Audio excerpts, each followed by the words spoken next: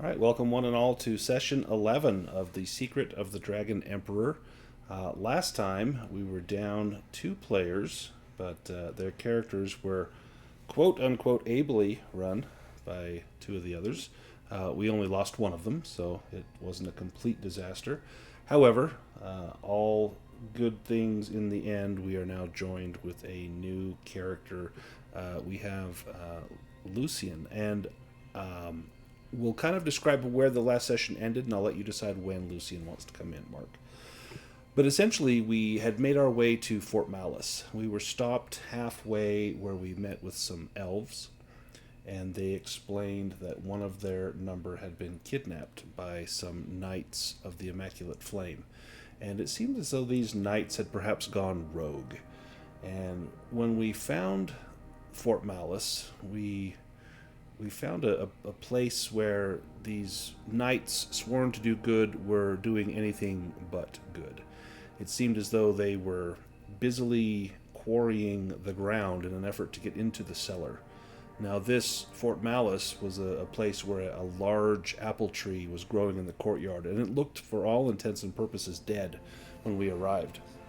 We also met an old scholar on the road who said one of his companions had been taken by the knights, and he wished to see him freed. We later discovered that this scholar was a cultist of Sathmog, and we tricked him into basically surrendering or being, our prisoner, as we led him in, and then he was thrown in irons while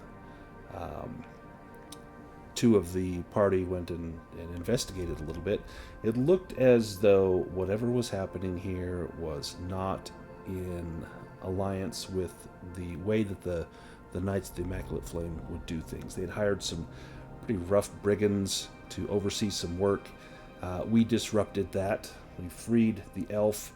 She mentioned that there was a nature spirit named Rotlog who lived under the fort, and that if they disturbed Rotlog, that he would wreak unholy vengeance on the entire land.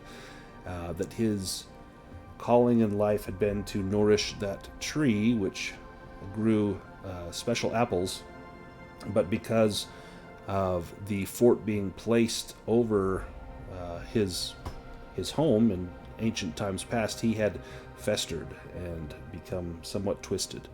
Well, we managed to free him, and he brought life back to the tree. In fact, he brought so much life to the surrounding vegetation that they tore the fort down, piece by piece, until all that remained was a grassy hill where no evidence of the fort remained.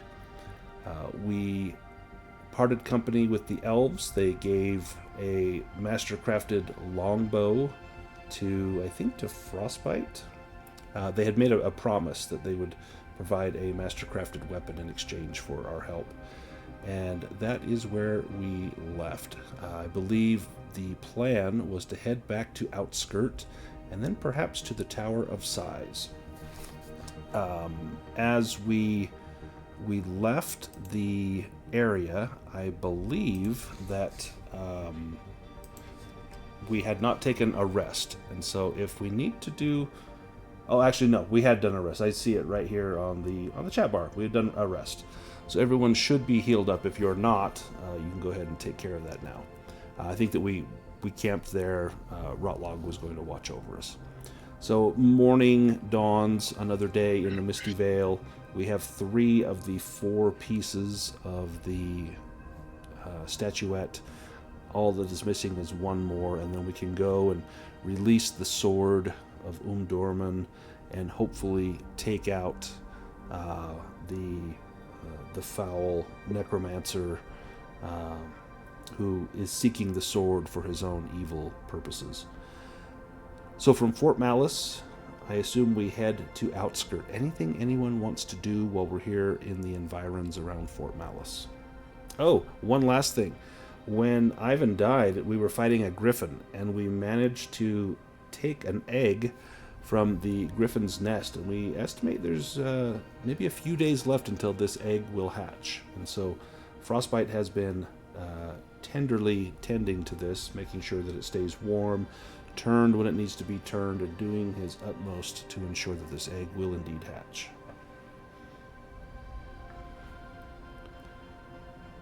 So where do we go this morning? And when do we find Lucien? So many questions. Start that long walk back to Outskirt. It's going to be a long one. Do you want to go along the Kumar River? Do you want to skirt the Iron Forest? Do you want to take... what route do you foresee taking?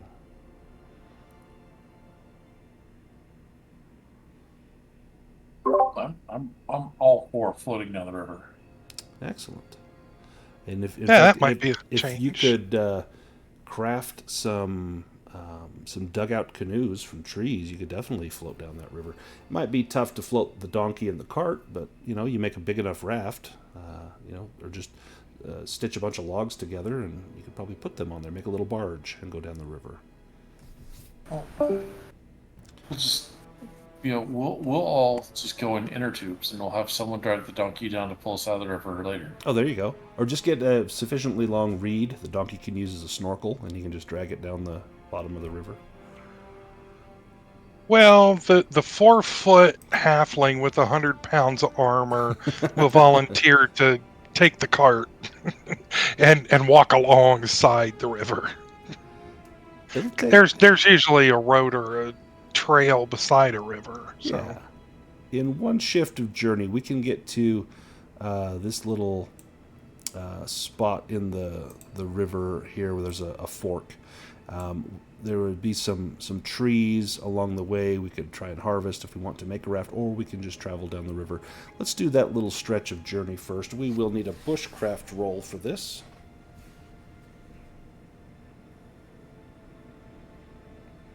Who is our... As one we turn to Phineas.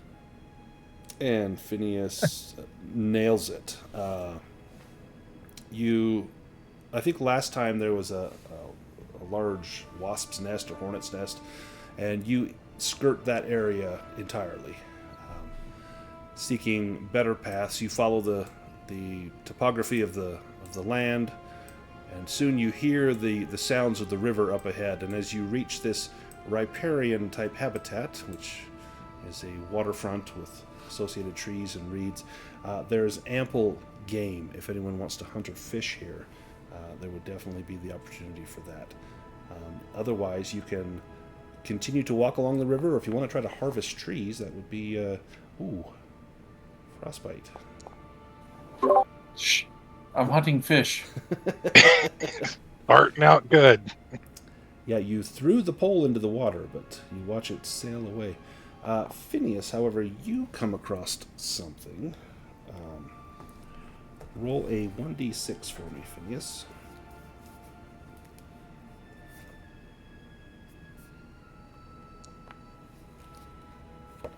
You see a squirrel, Phineas. It'll take a weapon or a trap to take out this squirrel. I was hoping to fish. There was a fishing pole in the cart. Oh, perfect.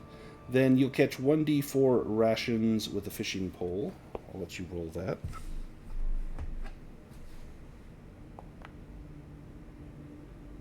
Nice, 2 rations of fish.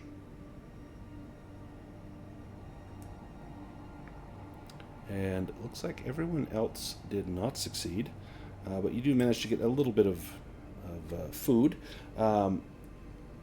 You can of course eat this raw. You can kind of carry it with you until you make camp. You could gut it and put it on sticks and let it dry out in the sun, as some folk do, and just hope you don't get botulism.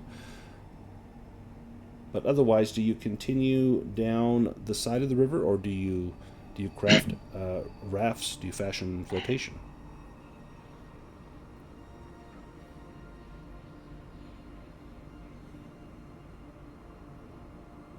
Agatha's going to stick to the shore. Yeah, I think walking along the river would be better. Yeah. As you come down to about here, I need another bushcraft roll. This time, Well, yeah, Phineas can do it again this time. Nice. As you come down around this bend, you see someone standing at the edge of the river. And this person is surveying the land almost thoughtfully, perhaps rubbing their chin with their hand, wondering, what are the names of these places, and perhaps consulting a small guidebook. This is Lucien, if you're ready to be introduced. Do you sneak up on this fellow, or do you hail them? Phineas? Well, I mean, it is entirely possible that it is a Sathmog cultist. They seem to be quite thick in the area, but then again, he doesn't look the type, so I suppose I would hail him. You're right. We should probably kill him. Did you bring another character, Mark, just in case?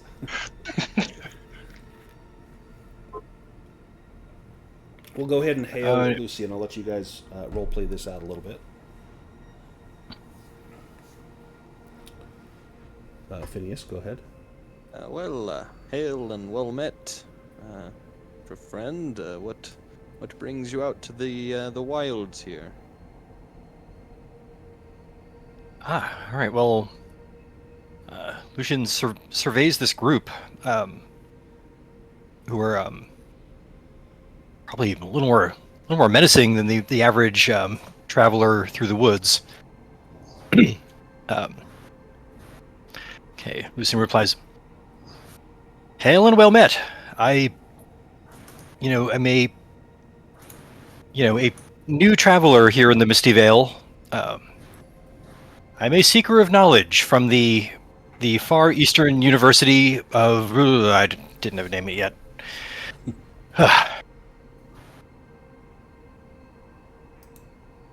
I'm a... Many college from there. Yeah, it is a foreign language. Lucien is not a local. His leather armor is of a style you wouldn't particularly recognize, and he's wielding a scimitar. I don't think we've seen too many of these yet. Not outside the hands of orcs. I think we've seen them in orc hands, but that's about it. All right, so Lucien's making a great impression so far. Possible cultist, orc armed. Well, thankfully, we're somewhat allied with the orcs at present.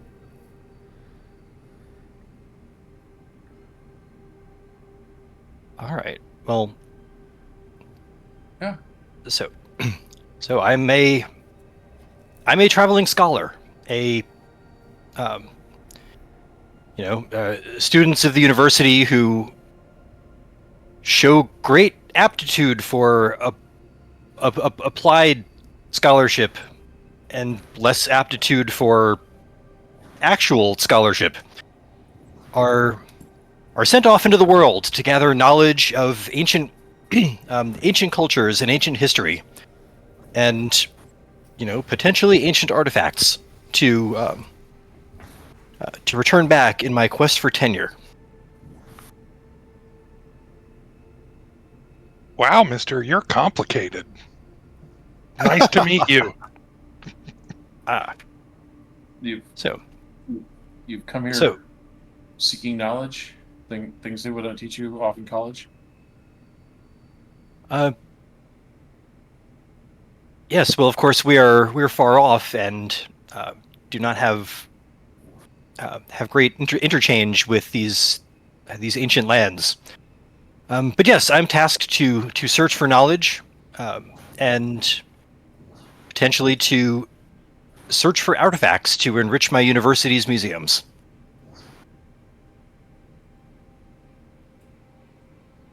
You haven't seen any artifacts? So this cool tree that gave us golden apples. In fact, I believe you collected quite a few of those apples. Hey, where are you going? Well, we've also found these rather interesting blueberries from temple in the woods. Give him the drugged blueberries. He's a college student. He's used to it. Frostbyte, give me an awareness roll.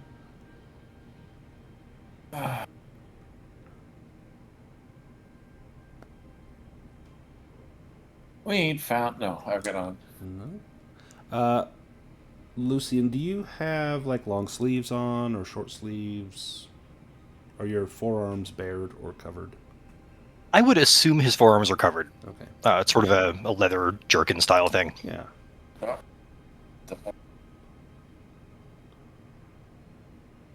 So you maybe know that if he were a cultist, he would probably be tattooed somewhere, often on the inside of the forearm, but you can't see anything with him attired as such.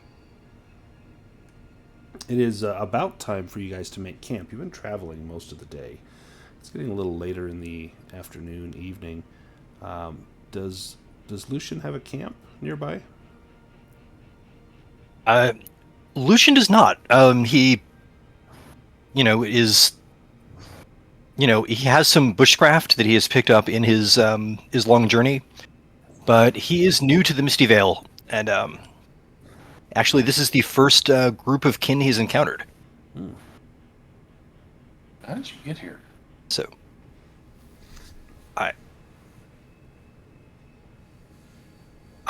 traveled west. There was an impassable mountain range that I ringed around, and found a fairly uncomfortable pass through. Yeah, I saw that.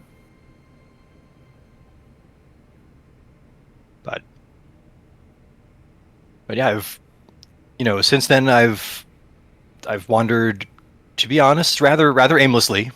We had no maps or information about this region. Or is there more than just you? In hindsight, well, my academic colleagues, but in hindsight, probably some additional research might have been warranted.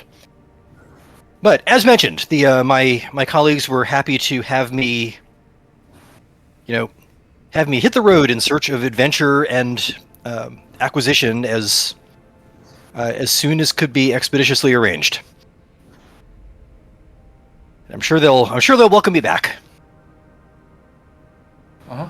Probably. So, You use a lot of big words. Well, we've been from one end of the Vale to the other. If you'd like to see the other end of the Vale, we're going there. If you'd like to come along with us. To be honest, it's been a lonely road and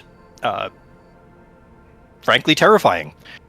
You look like a trusty group who would never let a companion fall to attack or evil or interdimensional demons. I see nothing of the sort in your eyes. They all look at each other and kind of kick pebbles on the ground. Well, right, we do look exactly like that. Yeah, never judge a book by its cover. All right. Well, I think it's probably time to set up camp. Who wants to... in fact, do you let Lucien, since he's been standing here, maybe he's chosen a site where he was going to camp for the night, maybe Lucien can give us that bushcraft roll. I mean, Lucien is also eyeing your tent. Lucien has been sleeping rough. But let's see how this goes. Oh, geez. He's making a real great first impression. Yeah. Yeah, right here near this riverbank will be just fine. All right. Did you We're gonna read up on Did you? Lucien read lots of books from his university in a desert.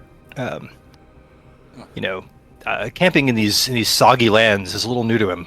But he is going to try again because we want to make a good first impression on Oh, there we go.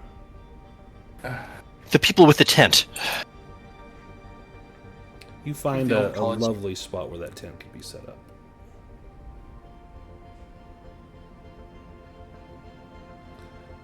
And as All right, new. as you get the camp established, if anyone wants to do any scouting, any hunting, any fishing, otherwise we need to prepare meals, eat, tell tales over the fire, and rest.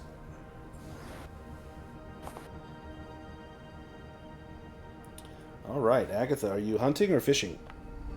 I am hunting. You are hunting. Roll a 1d6. Hey, I found some of these 3-leaf clovers things. Leaves of 3.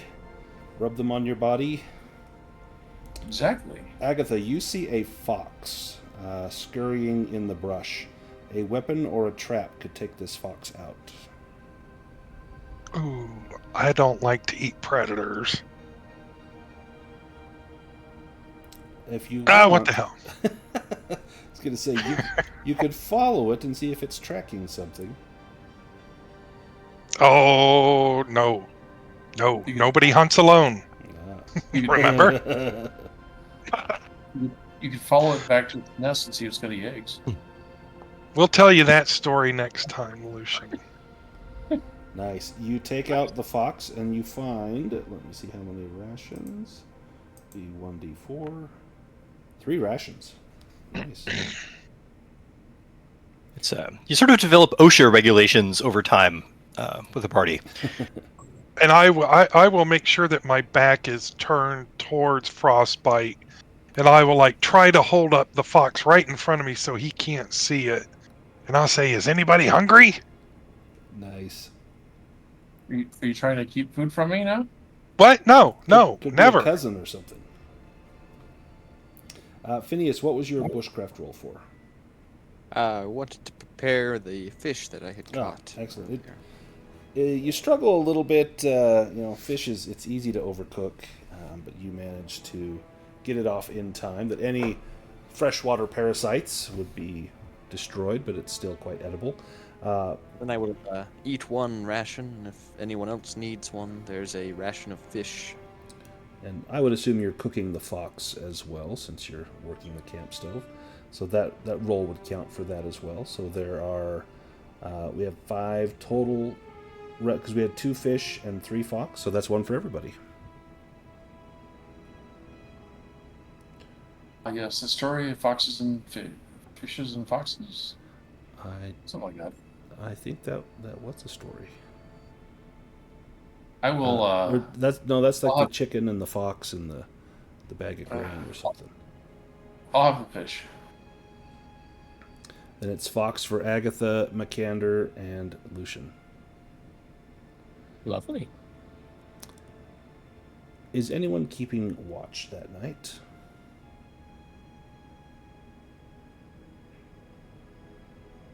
Agatha will keep watch first round. Let me just make a I'll be watching Lucien as he washes his hands to see if he's got a tattoo on his forearm. Oh yeah, good thinking. Nice. So is it awareness that I roll again? Let me see if there is something and what it might be, and then I'll tell you what the roll will be.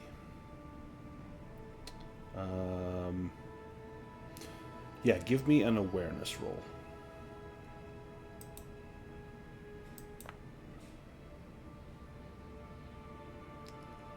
You hear the sounds of the river, kind of the hissing, babbling sound of running water. Every now and then you see dark forms in the distance, deer and other wildlife coming down for their nightly drink. Everything seems peaceful and calm. The animals are not frightened, which you take as a positive sign that there's nothing to which you should be frightened. And your watch passes uneventfully. Who do you rouse for the next watch? Well, I probably don't trust Lucien quite yet. Who wants next? Oh, Frostbite will do it. All right, I'll wake up Frostbite. Yeah, Frostbite and the Raven will do it. All right, give me an awareness roll, please.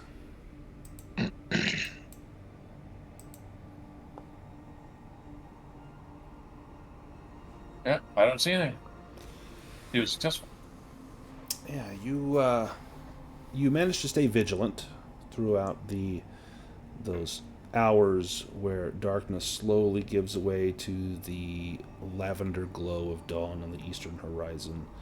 And again, nothing seems to have passed your way. Nothing seems to have come by to investigate or inspect. It seems as though perhaps you've caught a lucky break, and that all of the incidents that you've experienced over the last several days' journey, you've now found this peaceful stretch of land. Perhaps it's because there's very little cover, that anything that was going to ambush you, it cannot get close enough without being spotted. But this open stretch of grassland and plains seems to be a safe haven. And No idea what you're talking about. I kept very good vigilant all night long. If something had come, I would have seen it, but nothing did. Because they're afraid of me. Yep, as far as you know, nothing at all happened. When everyone wakes up, the dew is fresh on the grass. There's a little bit of dew on the tent, a little bit of dew on Frostbite, but everyone is still alive. Yeah, so if anyone needs to, they can recover all of your conditions, anything that you've gained since the start of the session. We will continue.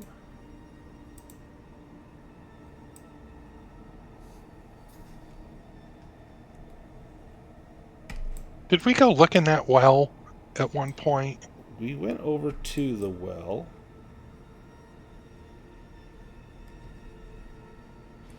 In fact, didn't we meet someone?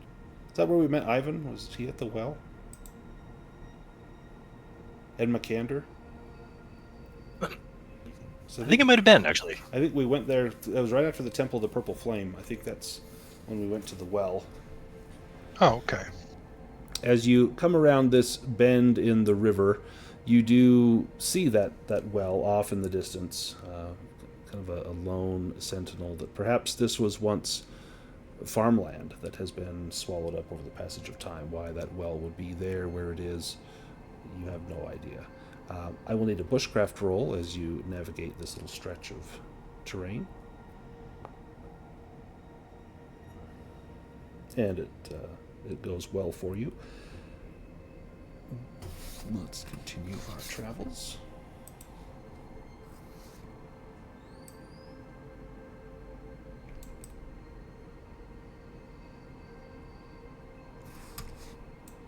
And how about one more bushcraft roll?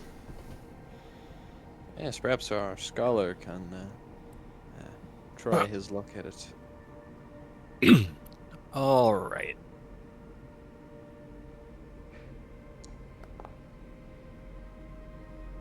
Oh, hey. Hey, excellent.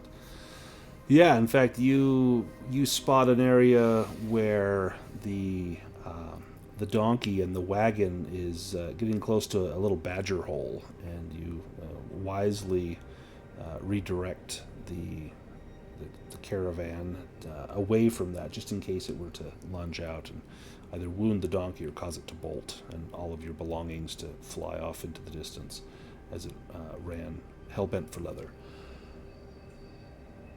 You reach this point. You know that you are not far from outskirt.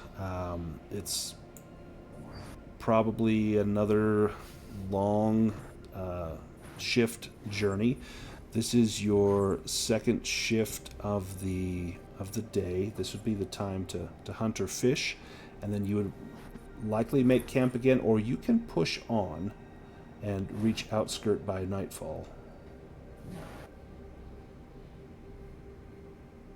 Well, I would think, especially with the road, Yeah. we'd probably want to. I want to push on and sleep Yeah. in a good, comfortable stable. Once you hit that road, the journey will be significantly easier.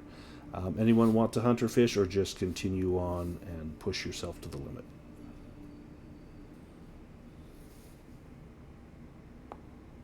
I say we push it. I'm just searching for mushrooms while we go. Yeah, and you do manage to forage a few. That is it 1D? Here's the foraging rules. Foraging is 1D3 rations of mushrooms and other edibles.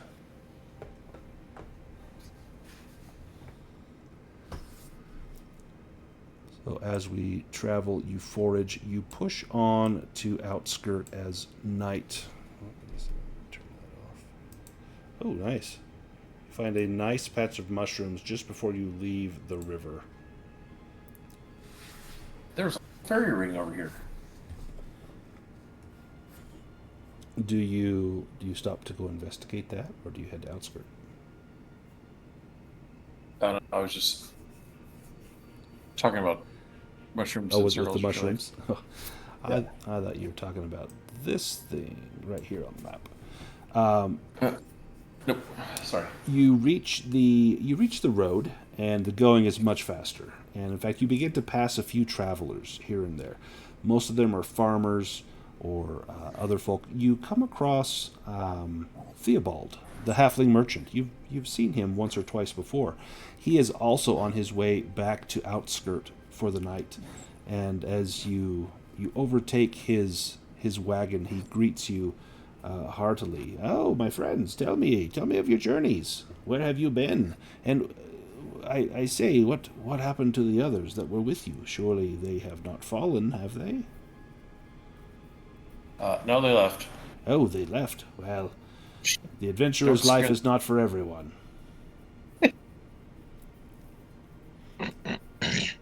Is there anything to which I can help you reprovision before you reach town, where prices will surely be less? Do you have any of those potions of healing? Do I? Why, yes, I do. In fact, I've not just the regular kind that retails for approximately 50 gold, but I've the special kind that goes for a little bit more. For 75 gold, I've got one that will heal an additional 1d6 worth of damage. Oh, I seem to find myself a little bit light in the purse. And he says, I've one even better. I've one here for 150 gold, a scant price entirely. I have. Let's see. Where is it?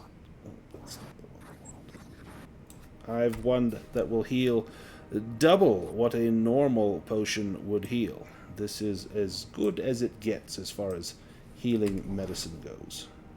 Some quality shit, yeah. This is the best. Normally I charge 200 for such a thing, but for 150 I'll let you have it, since you're friends.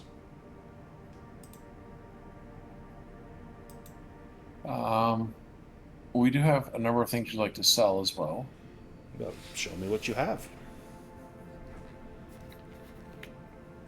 We've got a gold bracelet that's worth 110 gold. Ooh. He pulls out his little magnified loop and begins to study the gold bracelet. Yes, this is quite nice. I could give you 100 here on the spot for it. Can you barter? Just out of curiosity. Sure. No, I was wondering if you're in the party, like Agatha. Are you good at bartering? Craig, is Agatha good at bartering? There's anyone Sorry, good at bartering? I have an 8. Better than mine. I give it a crack. Yeah, go for it. Ooh. You might be paying a little extra. I'll push it. Yeah, you only insulted his mother.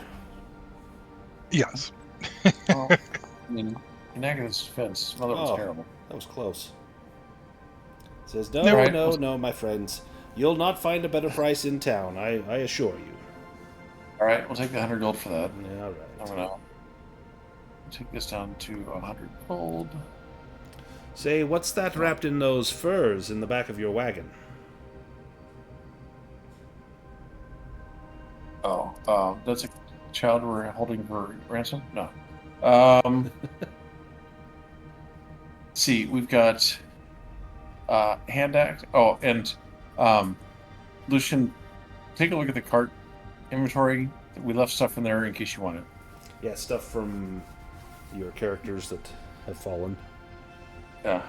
We've got 2 of these octagonal sapphires. Oh, I think those are 50 gold each. I would give you 75 for the pair.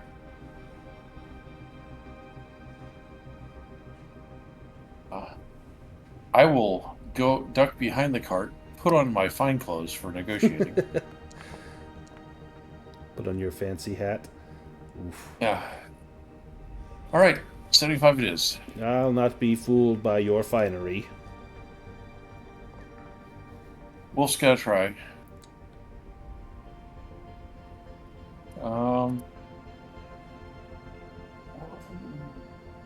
88. We've got 2 silver rings.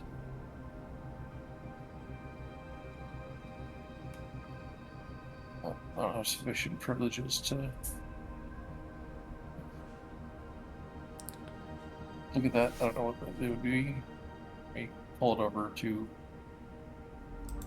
The silver ring. While they're in the cart, I can't look at them, but I can pull over to my 2d6 silver, and the other one is another about 2d6 silver. I will give you 4 for that. I'll give you a fair price for that one. 4 silver for that one there. I think I just rolled the number 4. Oh, nice. There we go. I'll give you a fair price. I'll give you 16 silver for these rings. All right. Take it. This. Where my silver rings go? Where's these guys going?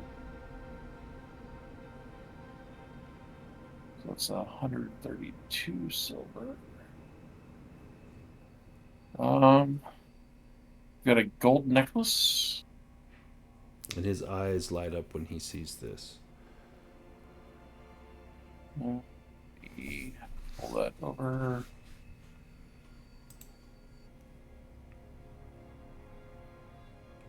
That's 2d6 gold.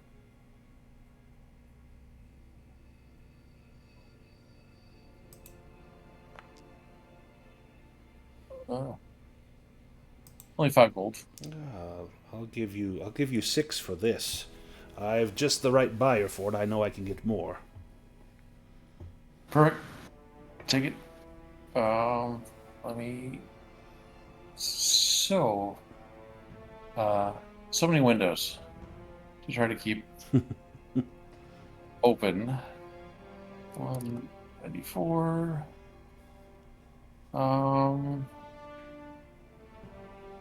You don't need a heavy crossbow. I don't have the strength for it.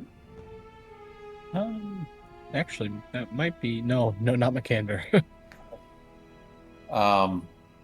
I've got 4 studded leather armors and 4 hand axes. How about 40 gold for all of it? Give me a bartering roll. Sure.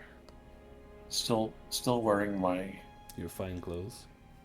my Your jaunty beret.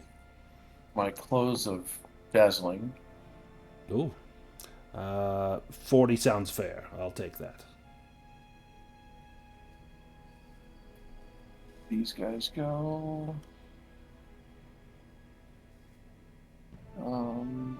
That's 2, 3, 4. All right.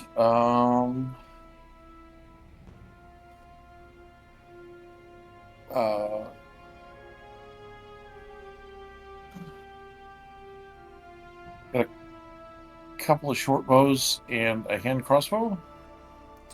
The hand crossbow, yes. The short bows, I'm afraid I've got quite a few of those. I couldn't give you as good a price as you might hope, but the hand crossbow, I'm very interested. I know these are incredibly valuable. Okay.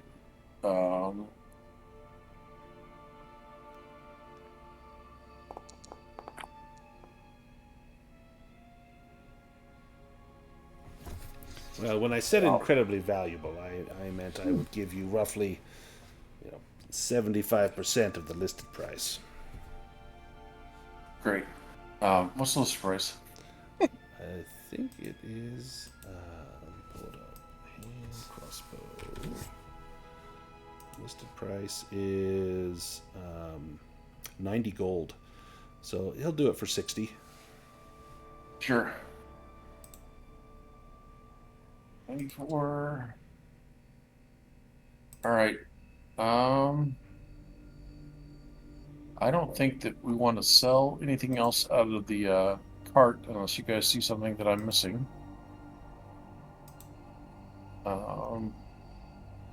And save changes. Close. Good. I've updated the gold and everything in the cart.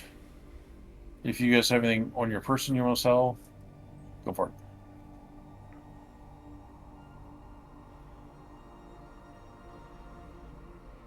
Well, he's got plenty of those potions. A regular healing potion would be 50, the greater healing potion for 75, or the supreme healing potion for 150. He's also got a few other potions here. He's got a potion of haste that he would be willing to sell. This will make you fast and agile in battle. 150 gold for that. And he's got a last potion. This one here is one that heals willpower, and I'll let this go for 50 gold as well. A potion of resolve. So it's Scotch? If you are interested in anything else, please let me know. I've many wares to sell. I've mundane items and fancy knickknacks and strange spices from lands far to the south. Ooh. Theobald, would you perhaps trade a potion of levitation for a potion of resolve? I've never had hands upon a potion of levitation. I would indeed, sir.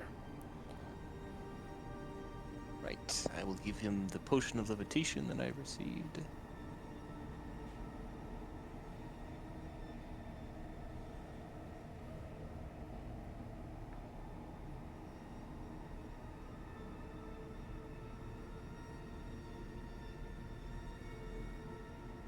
Anyone else want anything from Theobald?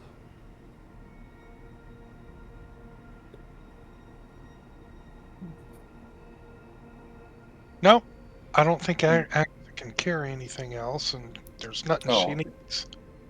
Oh, I mean, we can also put things on the cart. Like we've got a potion of healing. We've got a potion of healing on the cart already.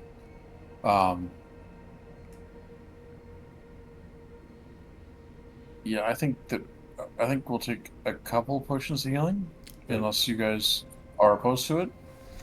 Nope, I think they're useful. Yeah, they've proven to be so far. Yeah. So I mean, at this, so we'll take 100 gold out. I haven't really seen a reason to get a higher level potion of healing. All right, so I'm putting a second one in the cart. Anyone can steal if they want. But I'm going to carry one on my person because I do have room, just in case we need it.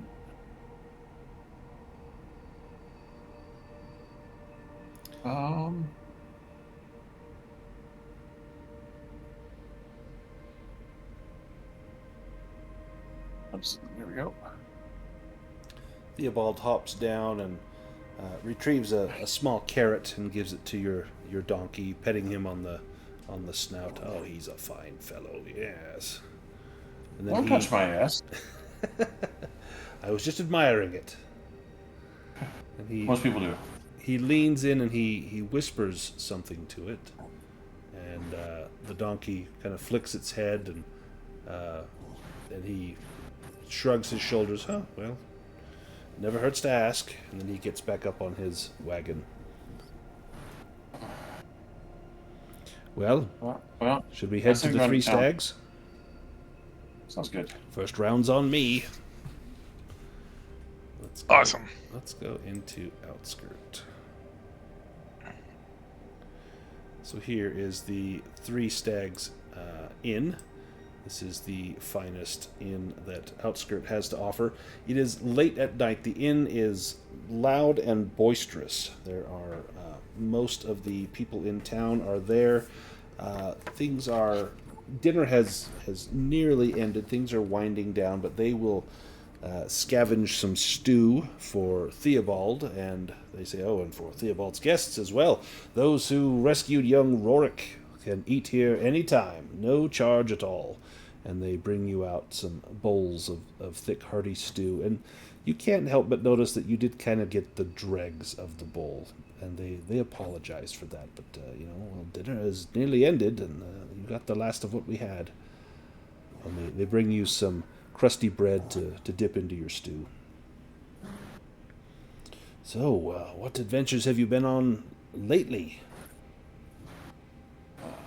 Oh, and Agatha will jump up on the table and say, well, let me tell you what, people. And she will just tell the story in her absolute best Barty performance and amaze the crowd. Nice. And people are just enraptured, and they're applauding at the heroic parts, and they're nearly in tears when they hear about what happened to poor Ivan. They're hugging one another when they hear about the regrowth of the great apple tree, and you have them eating out of your hands. Oh, and don't forget the troll lady too. Oh. We gotta throw that in there. Do you mention that you have found pieces of the dragon statuette? Oh, no. Okay. No.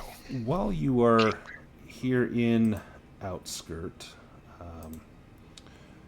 you see a few people looking over at you. You've seen this lot before, and they're a little bit unsavory. And seated at the center of their table is this rather grim-looking mallard, and he is eyeing you with bad intent. So, it's not his fault. It's just drawn that way. his little tongue just lolling out to the side. And as soon as your song begins, Agatha, you see them kind of roll their eyes, and they sort of lower their heads and pull their cloaks down low, their cowls down low over their faces, as though they could care less about what you have to say. And halfway through your retelling of the tale, they get up rather loudly and rudely and just push their way out of the Three Stags Inn and head out into the night.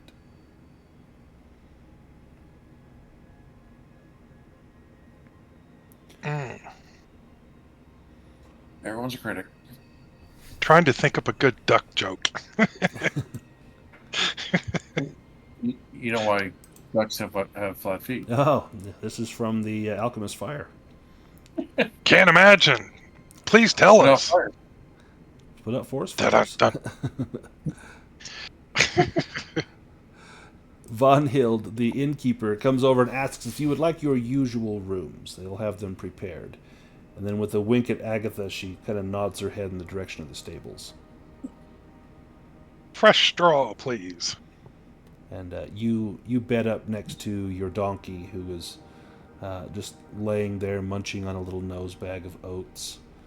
And it's a nice, warm, soft, somewhat heaving pillow as you rest your head up against his rib cage. But you get some much needed rest. You are safe back in a place that you dare call home. Does anyone else have Child of the Wild, or is everyone else staying indoors? Like it's just Weird Agatha. she doesn't even sound wild. Oh, I thought Agatha did. Maybe she just doesn't like to sleep indoors. I'm joking. No, Oh. she's got Child of the Wild. Oh, perfect. Yeah, she's not allowed to sleep in the rooms. Not after what happened last time. Yeah, disastrous. Give me an awareness roll, Agatha.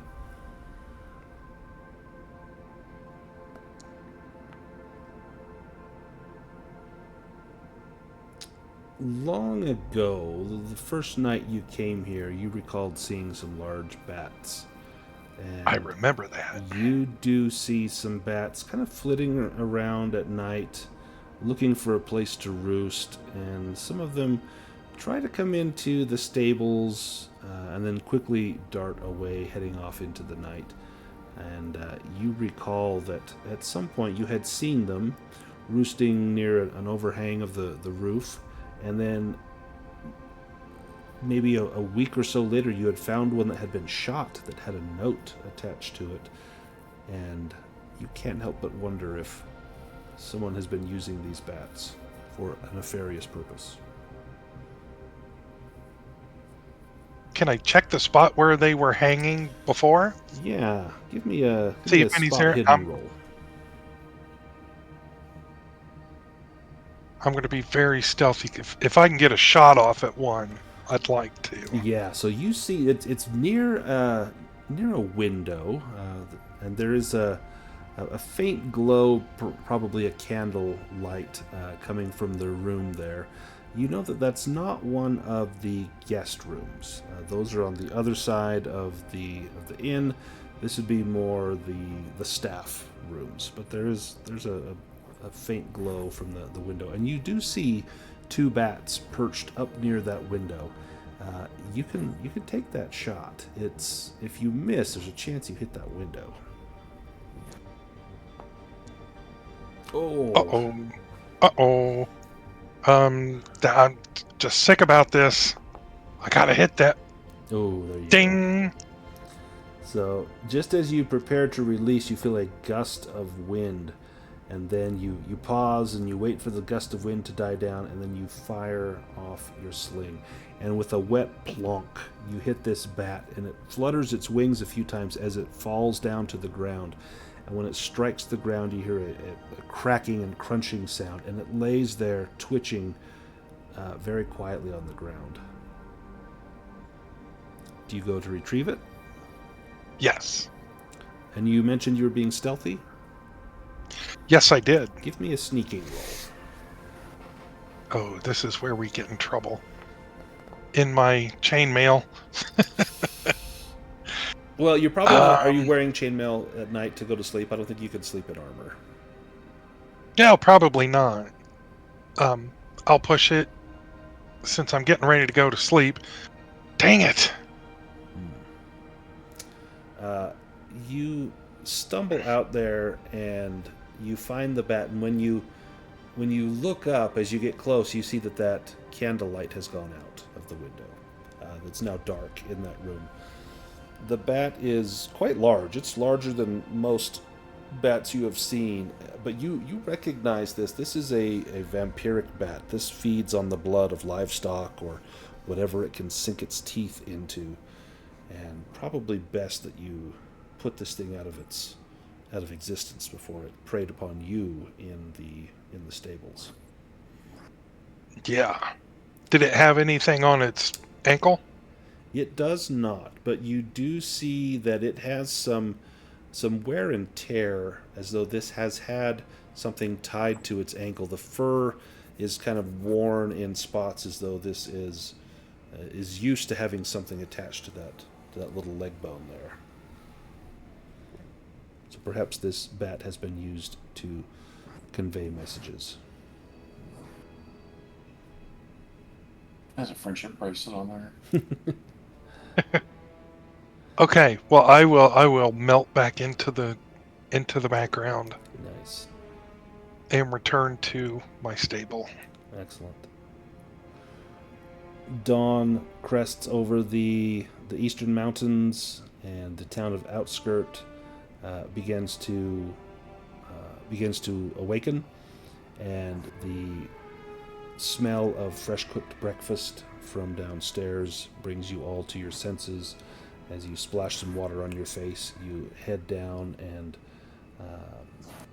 Von Hild has a lovely service set out. There's some fresh milk, there's some hot bread, and a few boiled eggs, and she bids you to please eat your fill.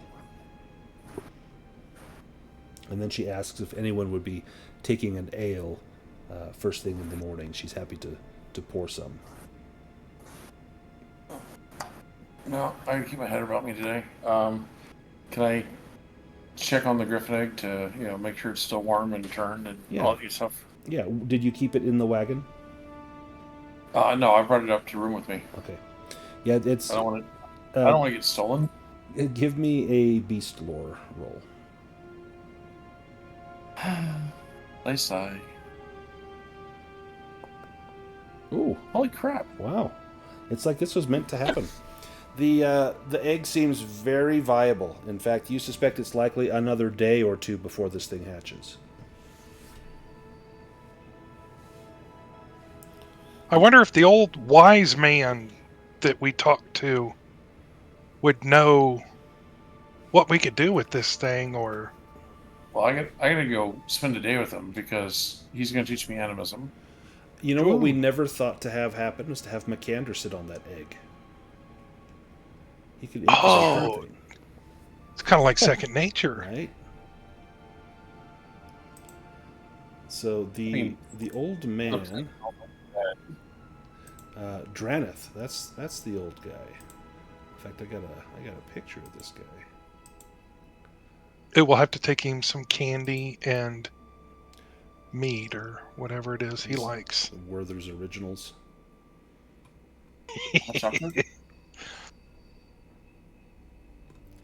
So, Frostbyte, you head over to the simple dwelling with a grass roof and walls of stacked granite. There's a small connected garden surrounded by a low fence, and herbal-smelling smoke billows out of an opening in the roof. Welcome back. Have you come to study? I have much to teach still. I have much to learn. I have recently discovered that I, too, have magical talents. For instance, I can create light.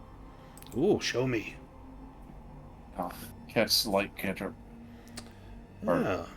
Rudimentary at best, but the journey of 1,000 steps starts with the first, and I see you have mastered that.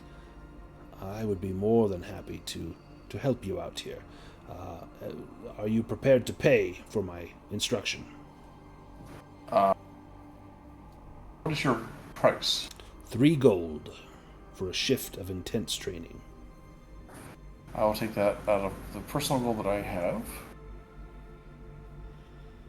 So he can either teach you a spell, or he can try to improve your skill. No, I think I need him to teach me animism. Okay. Oh, right. That's right. Okay. He can do that. So. Unless I can pay him for 2 shifts and do both, but. Well, if you spend all day here, he would do it. Sure, I'll spend 6 gold and try to do both. Okay. You're there for the day. Yep. But you will manage to do that. So let's see, it's magic talent. That's the ability. So that one you just need a teacher.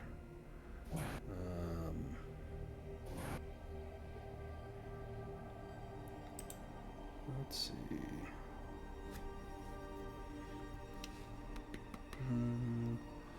First, acquire the heroic ability. Study under a teacher with skill level in school for... Oh, it says for at least a week.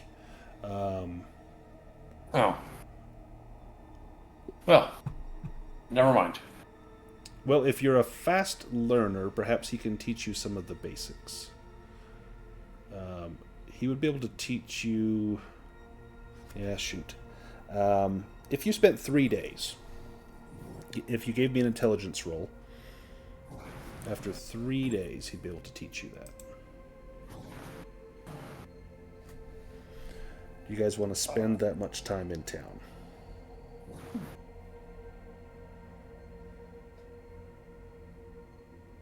Agatha's okay with it. She'll go around and do some shopping, go see the chubby cheeks. Phineas also doesn't mind. He has a few matters to attend to. Nice. So you will learn animism. Your base chance will be your intelligence chance as the skill level in the school. Yep. Excellent. And then I'll do the teacher thing where I'll try once and hopefully it'll increase. It doesn't. Oh well. Oh, shoot.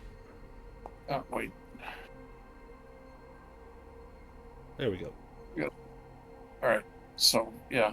I still have almost no chance, but, so it goes.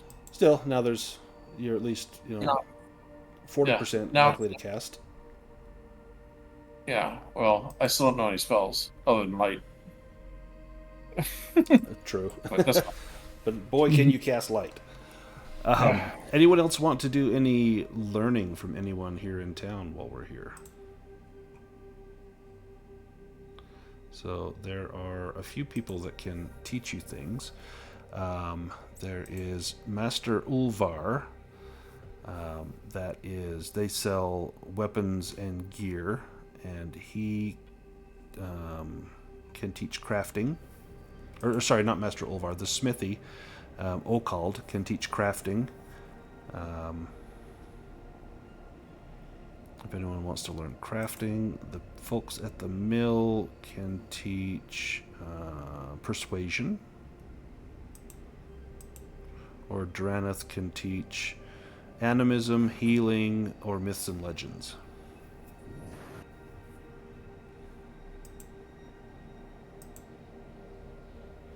I will... Oh. How much does it cost to learn crafting? 3 gold. I'll go for that. All right. And, pay your 3 gold and then give me an improvement roll. Nice. Crafting Ooh, goes up. yeah. Awesome. How does everyone else spend the time in town recuperating? Well, Lucien is just happy to be around people again after his solitary journey, and is also thrilled that the party seems to be, put up at the inn for food and ale. Now, he was not part of this supposed original group, but is absolutely absolutely taking advantage as a new member, including the ale for breakfast. Yeah, you've just seemed to have been picked right up with everyone else. Yeah, you will not reflect on the fact that there is a bit of a revolving door in this party, but Just like if the breakfast ale is free, you don't ask questions. Yeah. A revolving door implies that people can come back in. Oh, that's... Yeah, they're probably not coming back in any way that we would want. Not outside of necromancy, anyway.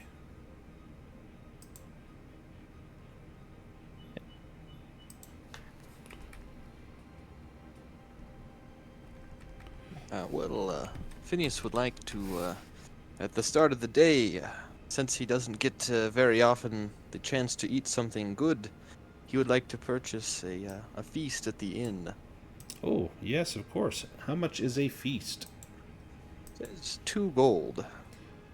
Who are you feasting? myself. Oh, I just just for yourself? I figure, well, and the party, I suppose.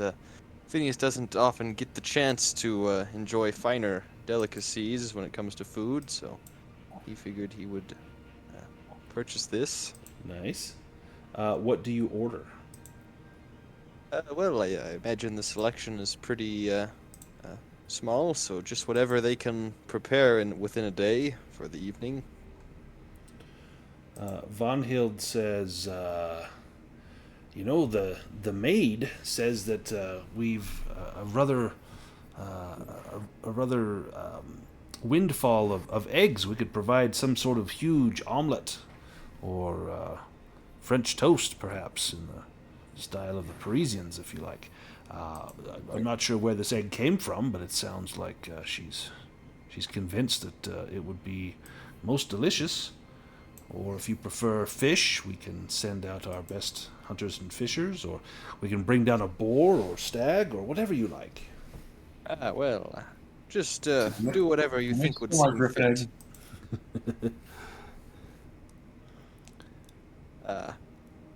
Yes, I suppose anything is better than the dried meat that I've been eating for the past few weeks. The maid comes down from your room, her face pale and white, and you hear a gasping, wheezing sound. Upstairs! Upstairs! And she looks at Von Hild, and Von Hild looks at you, Phineas. What have you brought into the Three Stags? Oh, well, I believe you may be referring to the griffin that my companions and I had found on our travels, and well, we had taken the egg in hopes of raising it. Perhaps it has hatched in your dormitory. Apologies if this is the case. Indeed. When you stumble into the room, you see around the shattered remains of the egg and around the sleeping fur is a very small version of the same beast that slew Ivan, with the head of a bird and the front forelimbs of an eagle. It's got delicate wings down along its back. It'll take a few days to get those feathers fledged in, but already its claws look sharp and its beak looks sharp, and it looks voracious and deadly. And you now have a baby griffin. It will imprint on... actually, give me a beast lore roll, Phineas. Well, if I can, perhaps I'll take it out to the stables and let it imprint on the donkey. It would serve as something to raise it, I suppose. You'd throw the sleeping fur over its head before it sees you. Beast lore, I'm rather good at it.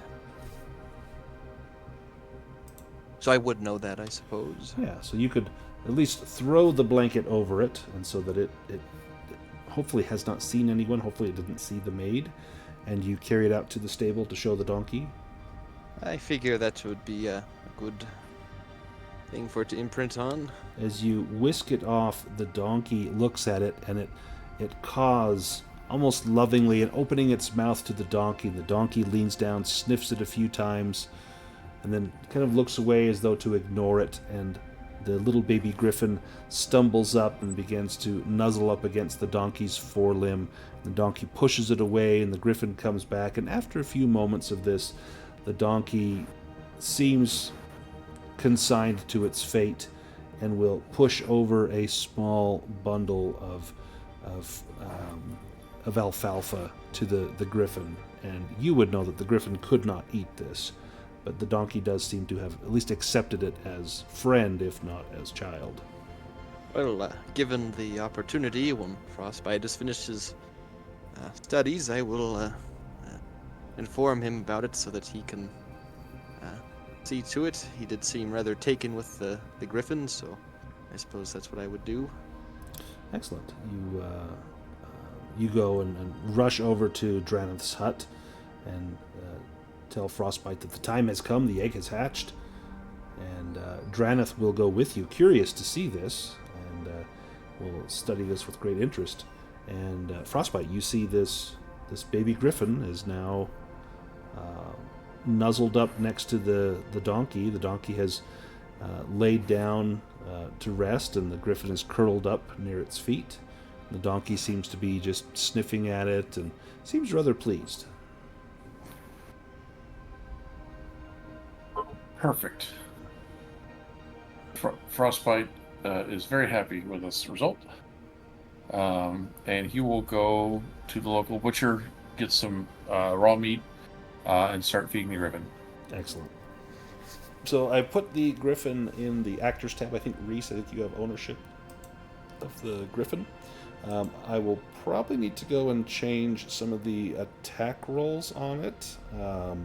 It will do, for now, it'll just do half damage of whatever the attacks are.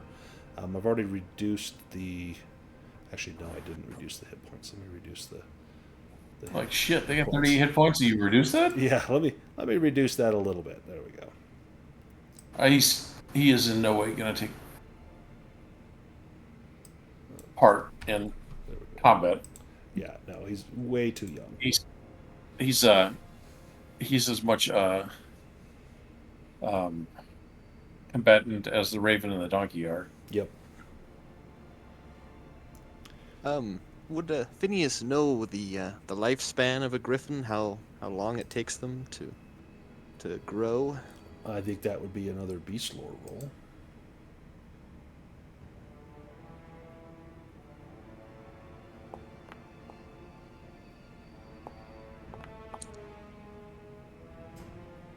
Damn, we got a miniature griffin. Phineas, you know that these are long-lived creatures, that it may take a year for this to reach adulthood. But it seems that perhaps spending while we're off in more dangerous areas might be good for it to stay safe with the donkey and the cart.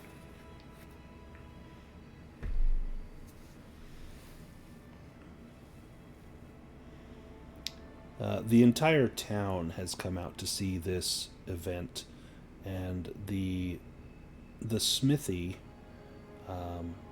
is just blown away at seeing this.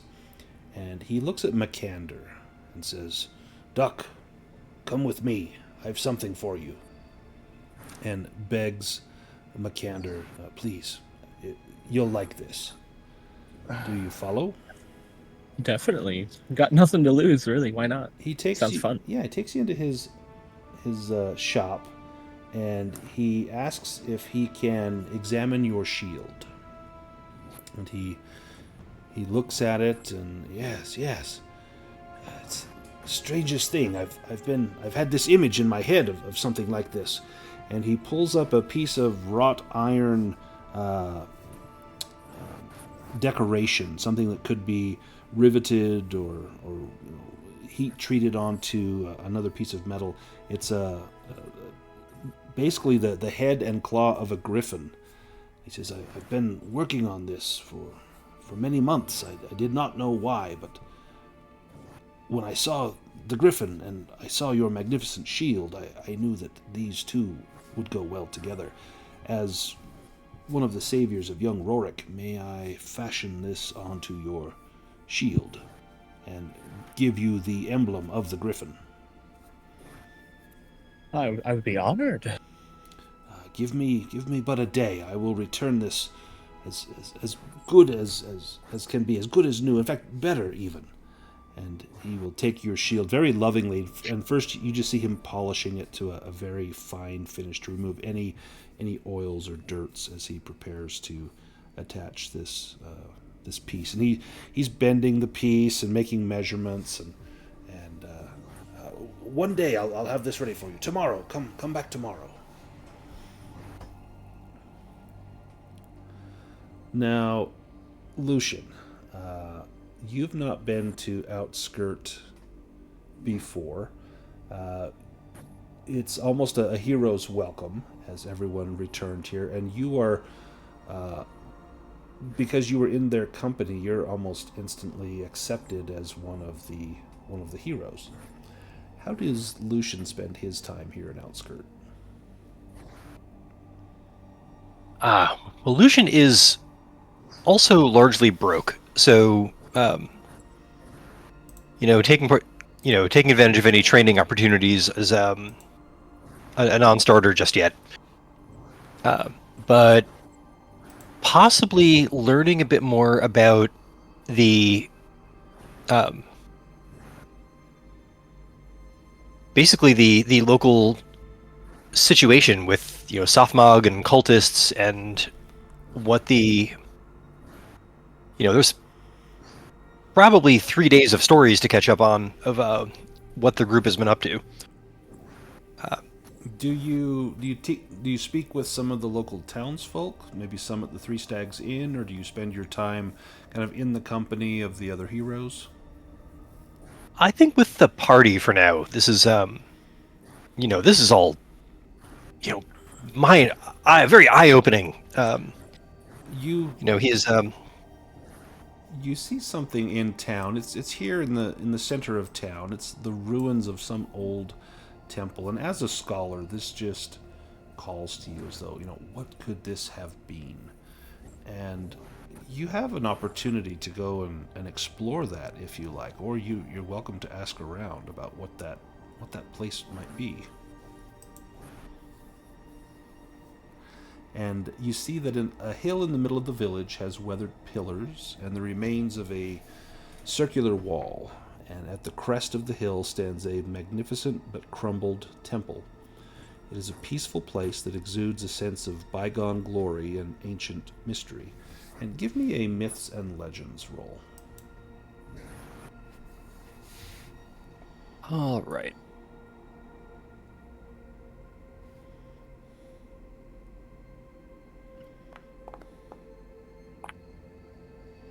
Nice.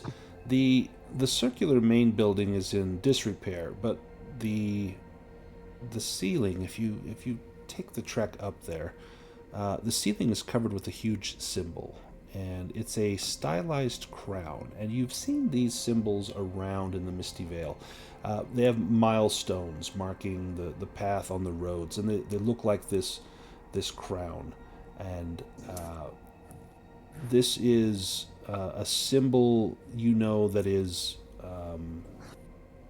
a symbol of Eladane, one of the first of the Knights of the Immaculate Flame, the Dragon Emperor. And there's a small niche hewn into one of the wall segments around the temple, and there are archaic runes. Give me a languages roll to see if you can decipher them. All right. Lucien was never the greatest of students, but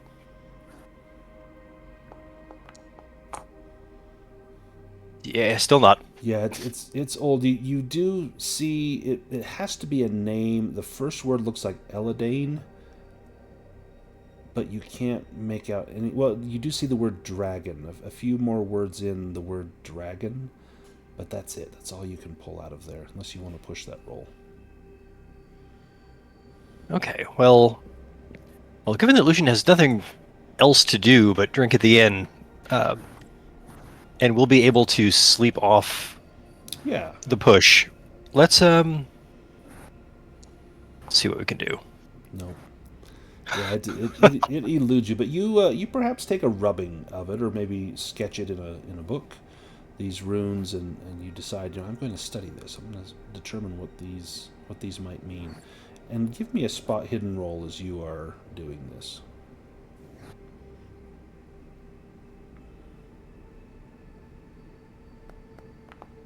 Oh, shoot.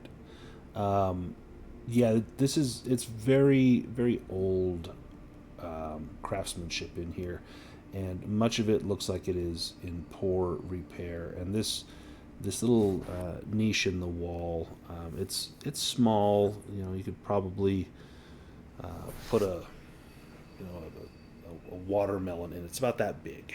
It's not huge, but there is inside the niche, besides the runes, there's something on the bottom. It looks like a little depression, a circular depression on the bottom, perfectly round, but there's a thick layer of dust that covers everything in here.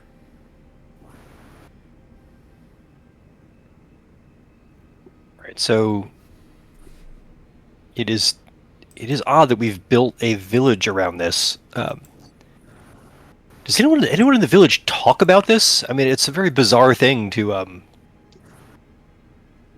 just have looming over your town here. Yeah, some of the townsfolk will see you up here at the temple, and they wait patiently for you at the bottom of the path. And as you begin to come down, they'll tell you, "Oh, it's a magnificent place, isn't it? It's a nice place to go for quiet thoughts. You won't be disturbed there, no siree."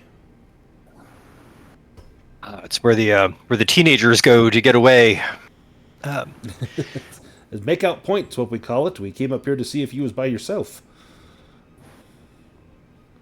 I am, but you know, is there anyone in town who knows more about the history of these ruins? Old man Draneth, he'd be the one to talk to. Draneth knows all. Right, Draneth, I'll And you would be know on my way. that this is where Frostbyte has been spending his time.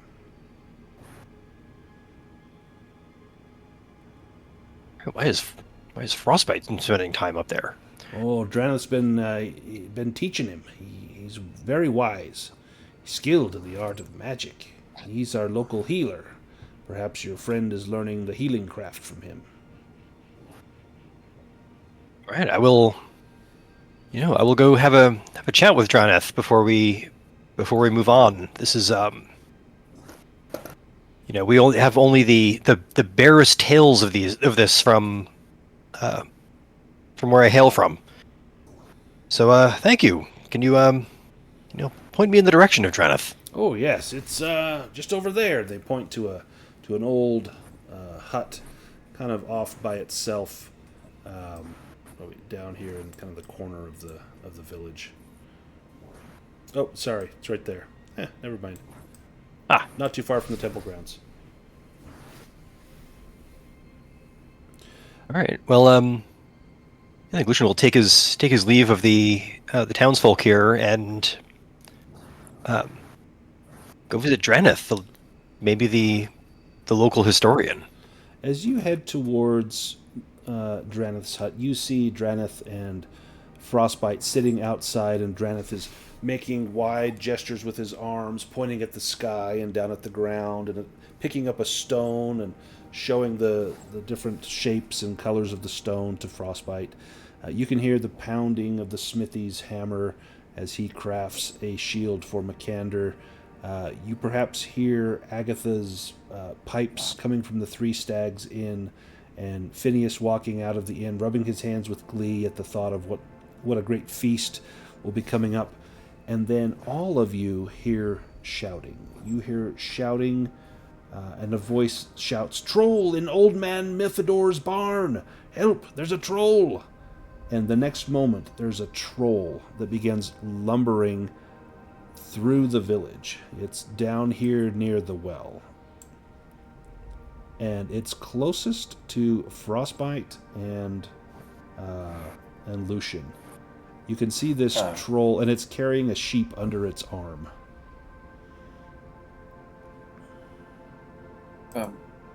Does that happen a lot? No, this is most uncommon. Please, save that sheep. All right. Frostbyte will run off and shoot the troll with his newfound bow. Nice. Which of course means I'm going to rig it right here. Let's take us to a...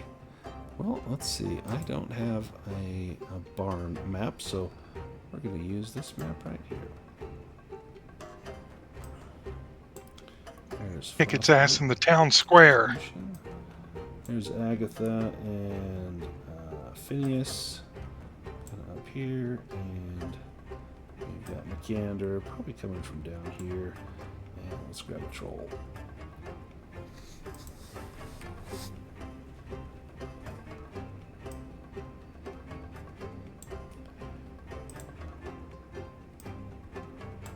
Alright, let me grab everyone. We'll get us into combat.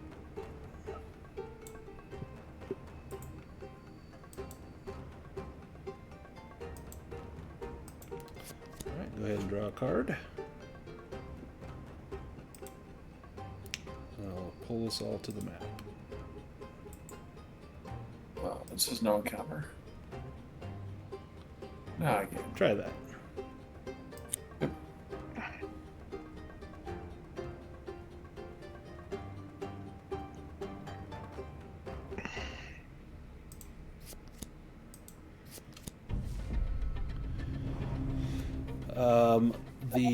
I'm gonna let Frostbite go ahead of the troll. So I'm gonna switch the troll with Frostbite because you had mentioned that you were gonna take that shot.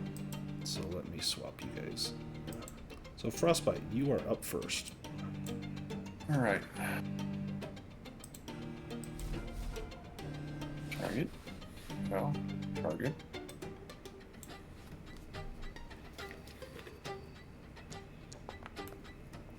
Oh, hey, there we go.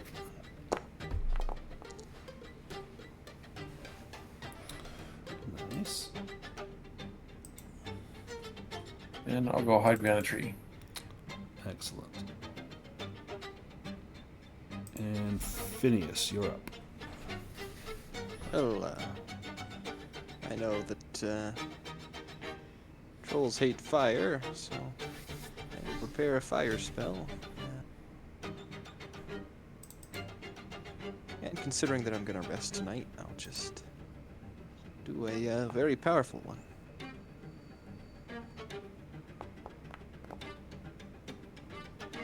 Oh, ay caramba. Some fire damage. Okay. Well, this might be over fast. Lucien, you're up next. All right. Lucien has never encountered a troll, but is... works better off mute. All right. Lucian's never encountered a troll, but let's see if he knows anything about trolls from his studies. Yeah, give me a beast lore roll. Or can we try 3 willpower and Do intuition. what is it? Intuition. Yeah. I don't know if that's any better, but So you may ask a question, and I will give you a helpful answer. all right. I guess I'd like to know, why would a troll be raiding a village?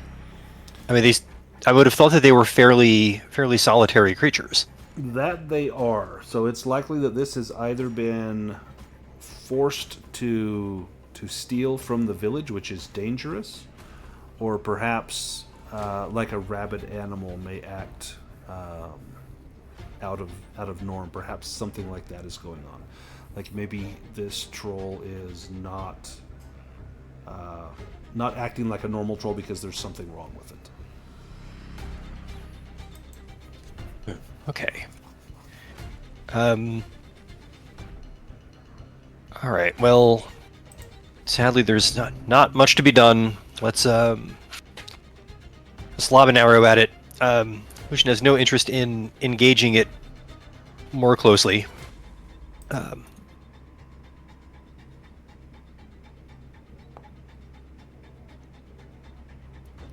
Troll's going to have to evade, otherwise you may take it out here.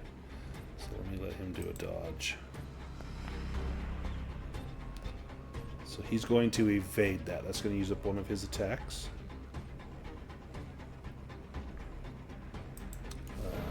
Use up that attack.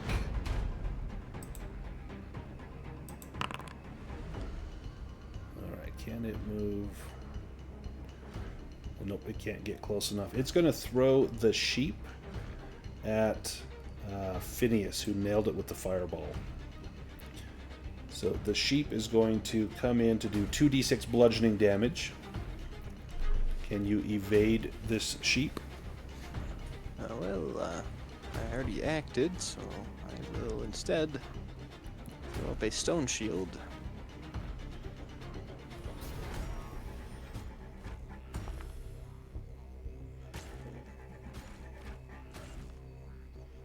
Is that 3d6?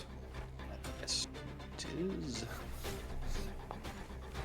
So you will block 11, and the sheep does 7. So the sheep splatters up against your stone shield, and you hear the cracking of bones, and it falls down to the ground. The troll will then bolt off, heading towards the fences of the village. Agatha, you're up.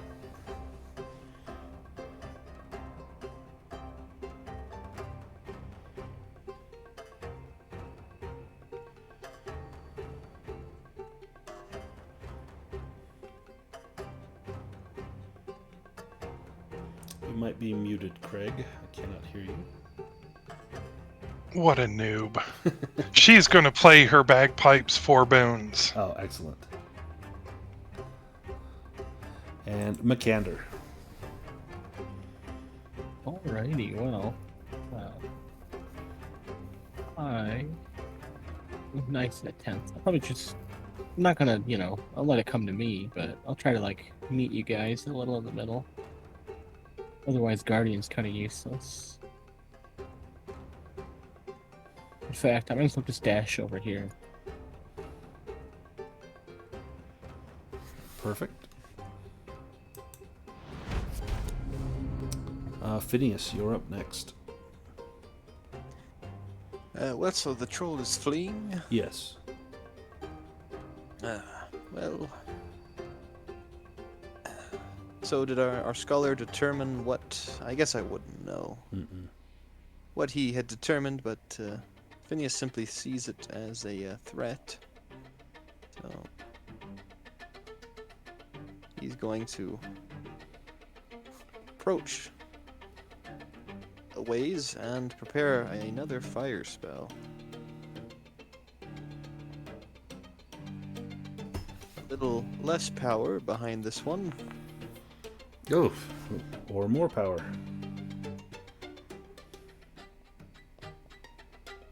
Well,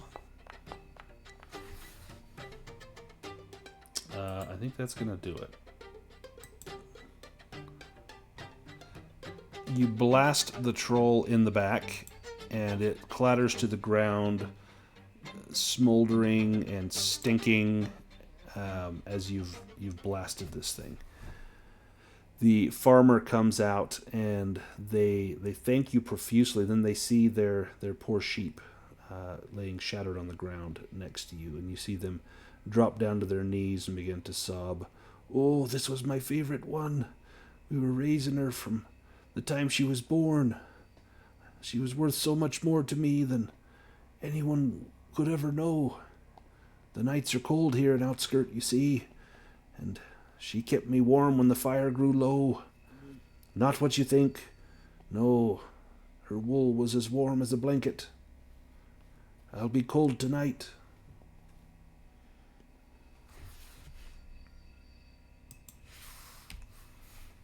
Well, technically the wool could continue being used as a blanket with some preparation, but maybe now's not the time for that conversation. We do have a blanket in the cart we can give them. Oh, if you'd loan me the use of that sleeping fur, why, I'd be much obliged. Unless anyone objects. Sure. Alright. He receives the blanket with great warmth, goes over, and you see him kiss his hand, and then he places his hand on the sheep's head. "Oh, well, I guess I can send you off to the Three Stags. Perhaps she'll be part of your grand feast that you've planned for later. I'll not let her go to waste. No, she'll be a delicious one." Well, and I didn't get your name, sir. My name, Farmer, yes. Farmer Milvan. Little Farmer Milvan, since we're on the topic of livestock, I was actually interested in purchasing a cow. Would you happen to have a cow that would be for sale? A cow for sale? Why? Yes, I figured that would be a good animal to take along on our adventures, as they do provide a good deal of rations. I do. You can milk her every day for milk, and if you need to slaughter her, why she'll feed you for a long time. I could not let it go for more than 12 gold. And of course, you would keep in mind that we did just save save your future sheep from being eaten by trolls. Oh, I see how you are. You'll come and squeeze every bit of blood out of us poor farmers, eh? No, 'tis well, fine. Take it for 8. 8 gold. I think that's a fair price. Take the boots off me feet and the shirt off me back, if you don't mind. I will. I'll pay him 9 gold pieces. An extra piece, I suppose I could offer. Oh, and I also thank you for the use of the blanket. He suddenly remembers that you had given him the use of the sleeping fur. Perhaps I spoke too hastily. What this thing was doing here, I do not know, but they say that there's trouble in one of the caves to the south in the Misty Vale, and that perhaps it's pushing the fouler things here into the Vale, and we cannot be having none of that. No, we cannot. Let's go back to Outskirt.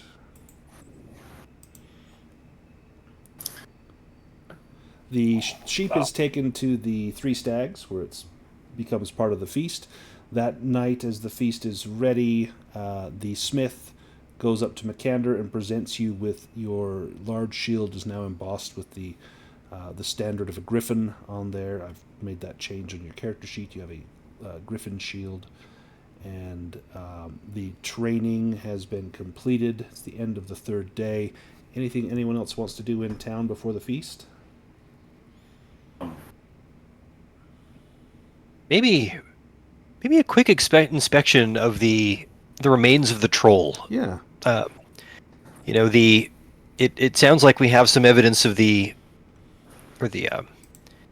theory that it was pushed to this region, but we'll take a look and see if there's any evidence of starvation, of disease.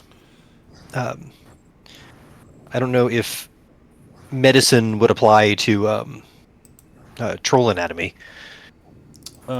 Give me a spot. Give me a healing roll.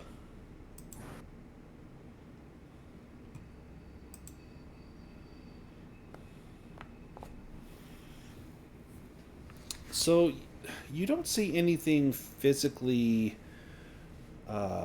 wrong with this dwarf, with this troll. You know that trolls typically don't go out in daytime.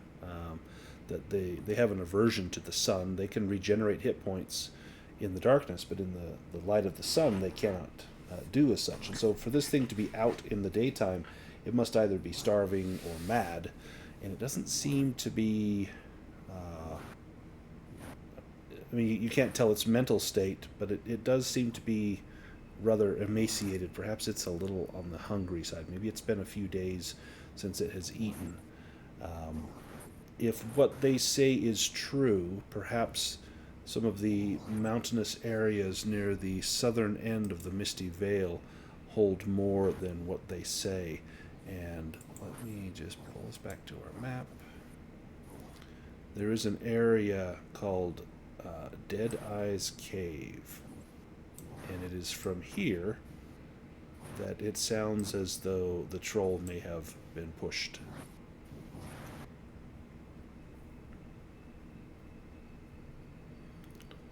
Why don't we go ahead and take our break here, and when we meet back, we'll have the feast, and then we'll head off into some adventure. So let's return in about 7.5 minutes.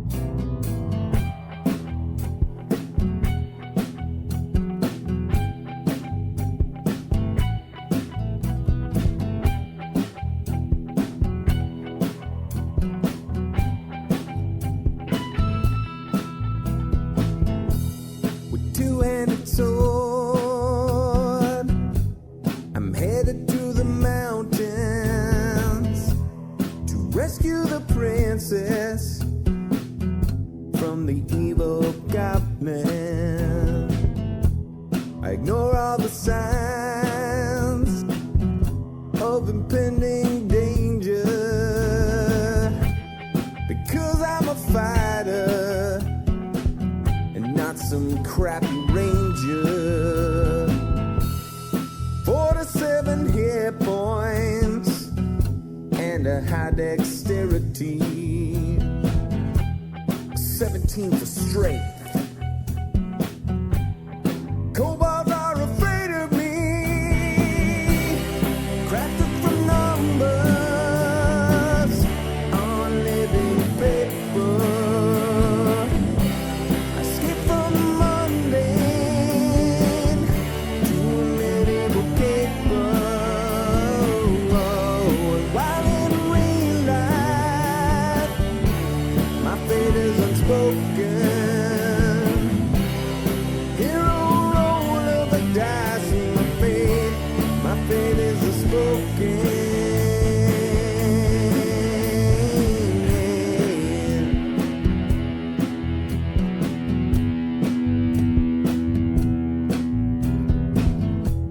I locate the lair,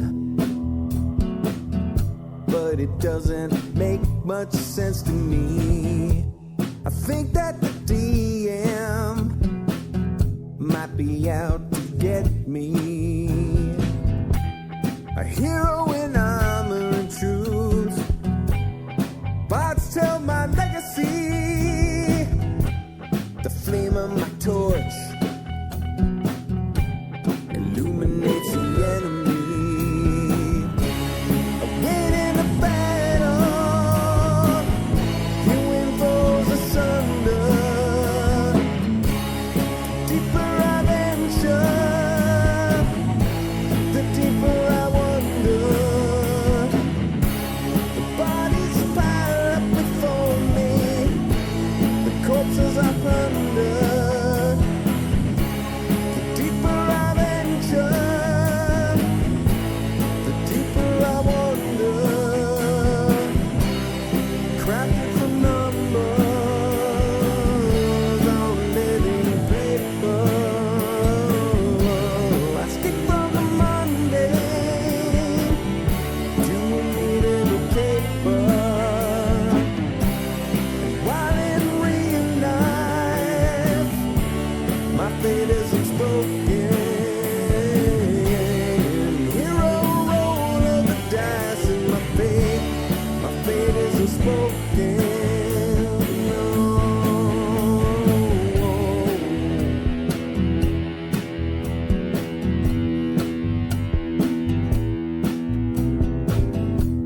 I drink my last potion,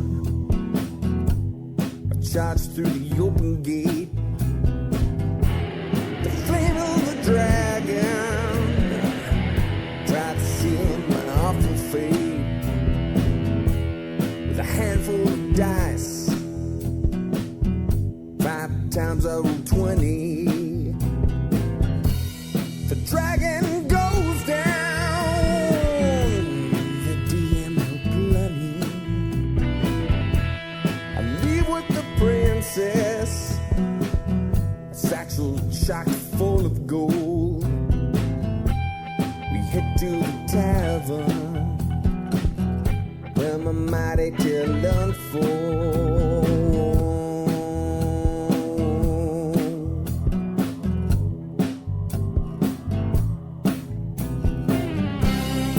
Crafted from numbers on living paper.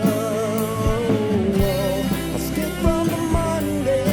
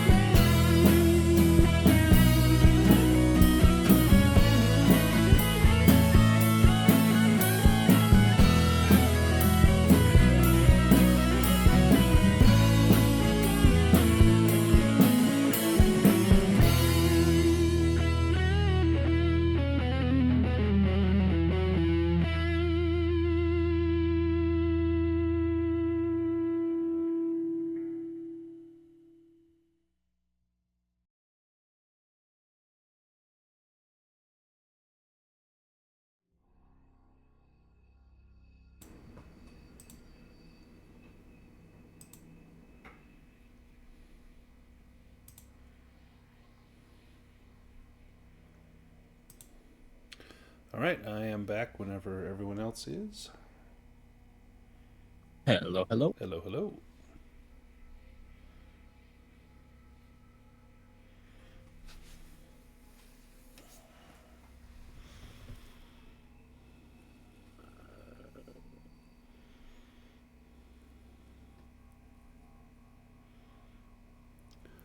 To change Phineas's name to Phineas Stormcrow since he purchased a cow. Yeah, too many more animals, and I'm not sure we'll have much luck with any sneaking rolls when we have the cart.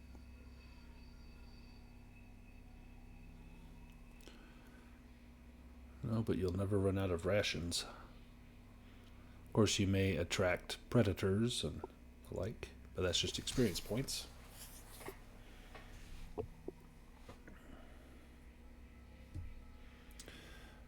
Mark and Reese, are you guys back yet? Good to go. Good to go. Excellent. Let's get going then. All right. Back. Anything else you want to do in Outskirt, or should we head on our way?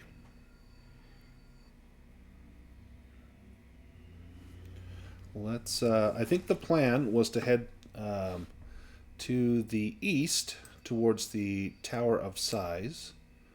We could also head down to the Dead Eyes Cave. Where would you like to go?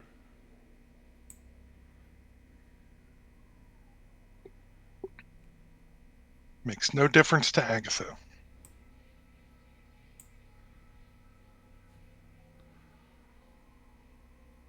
Let's go east. Follow the road for a stretch. I did want to do one thing before we left town. Yes, what is that?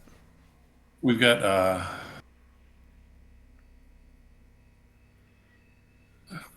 and I may be getting this confused with something else, but did we have a contact at the flour mill here to the orcs? No. I don't believe so. Never mind then. Yep. The feast that evening is well attended, and everyone eats to their fill, only the best that Phineas's money can buy. The sheep is roasted. There are chickens, there's ducks, there are pigeons, there's fish, there's rabbits, plentiful amounts of protein. There's also hearty vegetable dishes of roasted potatoes and asparagus and other items. Ample mead, ample ale. Everyone is overjoyed at your stay in Outskirt. They're almost sad to see you go, but they know that things have been bad in the Misty Vale, and they get a sense that that wind is starting to change, that perhaps you are the agents of that change.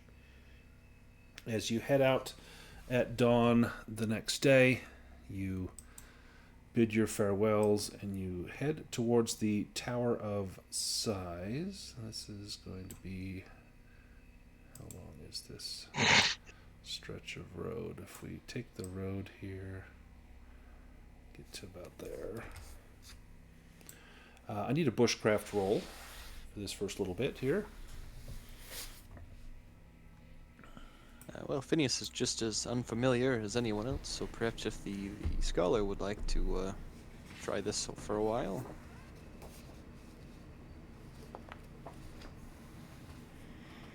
Lucien, you find the way. It's rather easy. There's a road here, but you manage to avoid any entanglements, imperial or otherwise. You are reminded over that next morning, over a conversation you heard at dinner. Some of the farmers were talking about a shepherd that had gone missing. This shepherd was named Antilia, and her family seemed rather beside themselves with worry, but they didn't want to bring down the mood of the feast. But they mentioned that they thought that Antilia had wandered into the Haunted Marshes. As the scholar, Lucien, give me a myths and legends roll to see what you might know about the Haunted Marshes.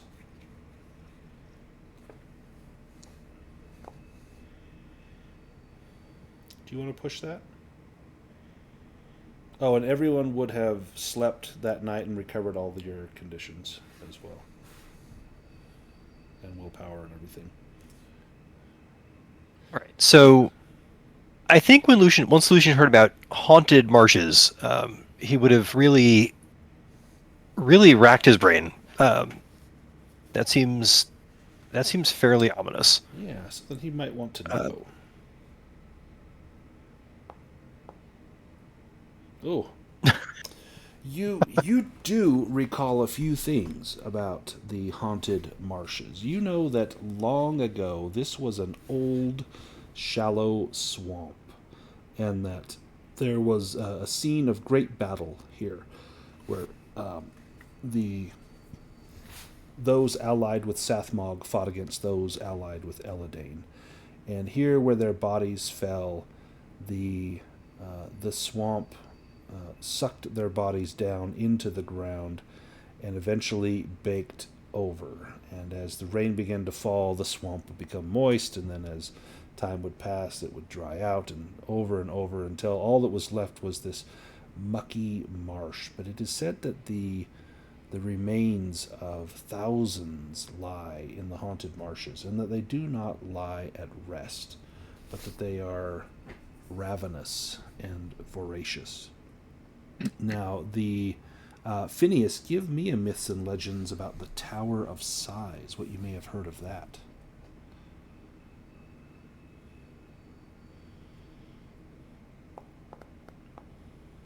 Do you want to push that roll? Yes, I suppose I shall. I have indeed heard about it, though not much. But what you have heard is that in the days of the old Draconic Empire, the Tower of Sighs was located on an island, and in a cave on the island was a spring whose waters made it impossible to tell lies. And the Knights of Eladane built a watchtower on top of the spring and set up a temple in the cave. And at an altar in front of the spring, the knights would swear oaths to the Emperor and the Empire. Who's leading the party? That was Lucien. Did the bushcraft roll for us? Yeah. Up ahead, you see there's a crossroads, and there's a path that leads kind of into the Haunted Marshes, and there's a building there. And as you start to get close, you see that it looks like an inn at the end of a road. The Road's End Inn. A very clever name. But it looks as though there's an inn there. You still have another shift of travel before you reach it, but that may be a place where you could stop before you head out into the Haunted Marshes. Otherwise, you're going to be camping in those marshes at night. As you are leading the party, where does Lucien... Do you want to stop at the Road's End Inn or continue into the marsh? I'll admit a little discomfort about the putting it. Why on earth would you put an inn on the border of a horrible, impassable marsh? Right? This isn't a crossroads. There's no. It's at the end of the road. It's the Road's End Inn. I guess if you put it somewhere else, you'd have to rename it. Right, And, be middle of the road inn, and no one wants to stay at the middle of the road inn. Yeah. And they have great frog legs. They do, yeah. Hmm. The dengue fever there is delightful. Kind of a last chance at civilization before you Yeah. go into the Haunted Marshes, I guess. No fuel for 30 miles. Right. Well, it might also be our best chance to learn something about this place. In a any more informed source. Let's So make that. maybe we ought to pop our heads in. Yeah, let's make that last push towards the end. I need one more bushcraft roll to get us there.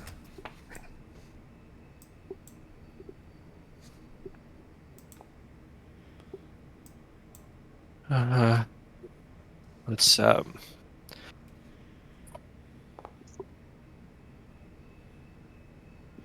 Yeah, so already the path is getting difficult and treacherous.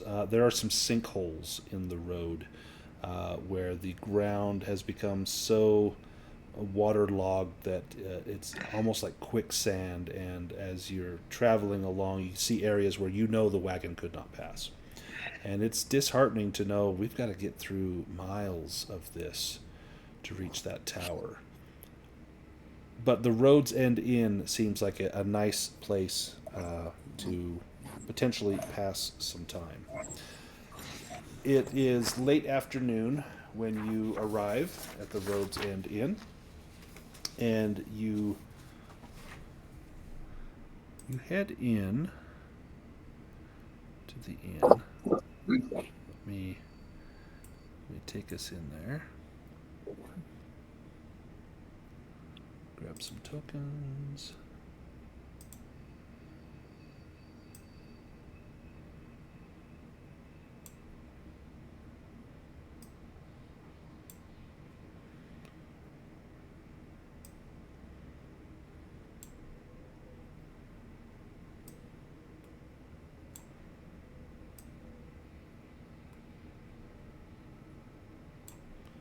And Phineas.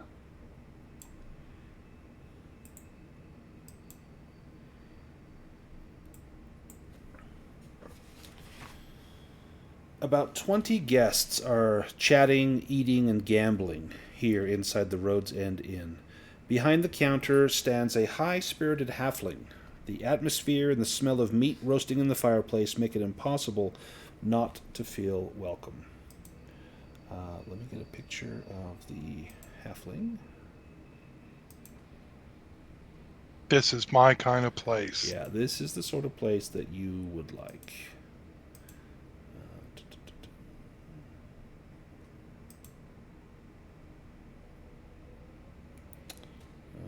Let's see. There we go. Here is the halfling. She says, "Welcome. Come on in. Glad to have you here at the last stop before certain death." And she chuckles, and all of the people inside the inn begin to chuckle as well. She points to a board up above her, and you see that the food and drink are good and cheap, half the price of what you would normally pay in any inn or tavern. And she says, "I am particularly proud of the house beer and the delicious pork loin. Come, have a taste." And she sets out a platter with thin slices of pork loin on it for you all to enjoy. It's good, no? Very good, ma'am. The other Agatha guests... will- Oh, sorry, go ahead, Agatha. Agatha will raise her mug, and she will say, "Another day, another bender. No retreat, no surrender." Wait, what is she serving us? Pork? Yes, pork. Did we see like a pigsty or anything here? Give me an awareness roll.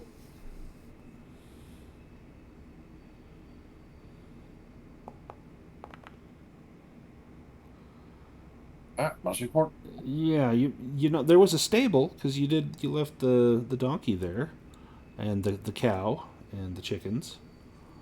You don't recall a pigsty, but it just smelled like a lot of animals. As Agatha makes a toast, humans, halflings, and the occasional dwarf raise mugs up in the air and toast you and toast your prowess with words and song. You see a few faces in here kind of peering over at you. One of them is this woman here. That's going to be the duck with the waggly tongue. And she is sipping at her mug. She seems to be quite content. And another friendly face that you see is this man here. This stout-looking dwarven fellow. And he says, "My friends, come sit at my table." And he moves around to make room for you to go and sit here near his table. I love this. Look at all these short people. And do you require a cushion or something to prop yourself up with, young lass? No, I can just stand on my seat. Ah, excellent. If I need to. Excellent. Come and sit, come and sit. Let me tell you of tales of mining in the Coomer Mountains. And he begins to wax poetic and long-winded. Stories of mining, of dwarven crafts, of hideous monsters he's defeated. He seems to hold court here, eager to have someone to listen to him, as the halfling brings over a platter of pork cutlets and chops and sets it on the table. "Oh, Stig, you be careful now. Don't go telling your lies. No one here needs to hear 'em. Oh, they need to be told. Everyone needs to hear 'em. What brings you out here into this godforsaken neck of the woods?"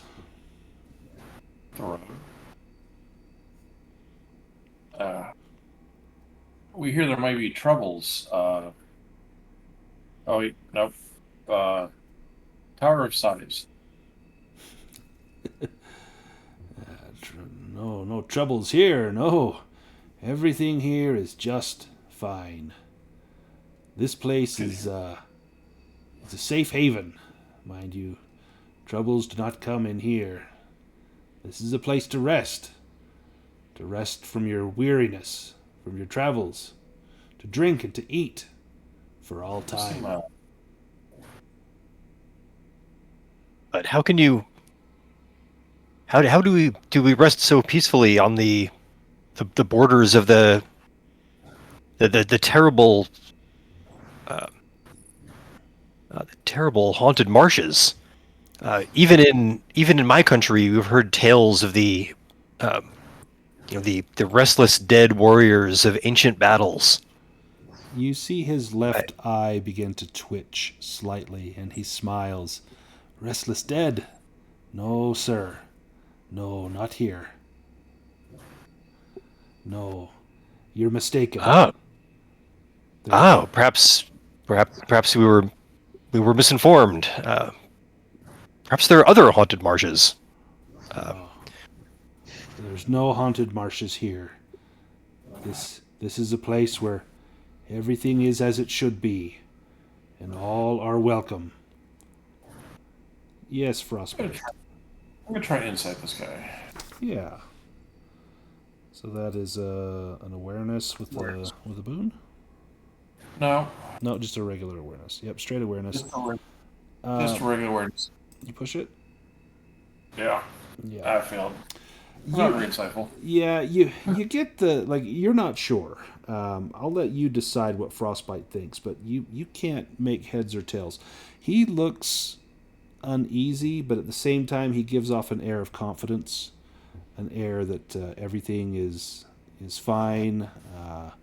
We're all fine. Have some more pork. See, Frostbite's getting an air of Hotel California. Yeah. And you probably, in fact, you start to look around rather nervously, and you see that none of the other guests are looking at you. They are all sitting at their tables, kind of hunched over. The only one looking is that young woman. And as she looks over, she has an expression on her face as though she wants to scream at you, "Help me." And she's looking at you, and then you hear a loud clap of thunder outside. And you suddenly notice that something is quite wrong. The walls and the ceiling seem to contract inward. Immediately thereafter, everything goes black. I know light. What was in that ale? As you cast light, let me move you over to Only here. I know how to do. You're going to zoom through. And you all... Is this like a magical, like a blindness or a darkness? Something that Phineas could cast magic shield on? You could try, but you can save the willpower. Let me get some light here.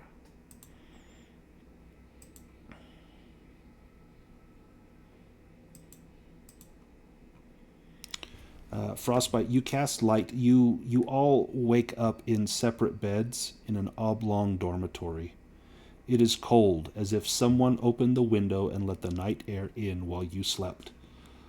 Only the moonlight filtering through a large western window illuminates the room. There is a large tapestry hanging on the eastern wall, and to the north is a wooden door. In a black rocking chair in one of the corners sits a person of diminutive stature. Let me show you a picture of the picture. Do I have a picture of it? All of your gear is found at the end of your beds. On the eastern wall hangs a large tapestry of an old woman who... It's like at the Disney Haunted Mansion where the eyes seem to follow you. This old woman, her eyes seem to follow you wherever you go. There are crooked trees battling gale-force winds that you can see through the western window. There's a high mountain that looms in the distance, with a fire flickering at the summit. And Phineas, give me a Myths and Legends roll.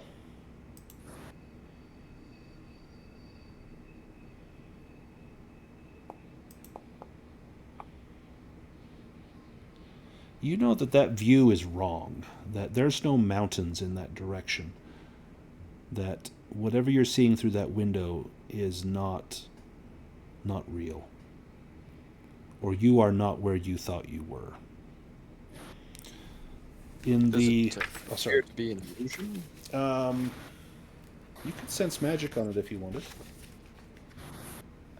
Sure, I will do that.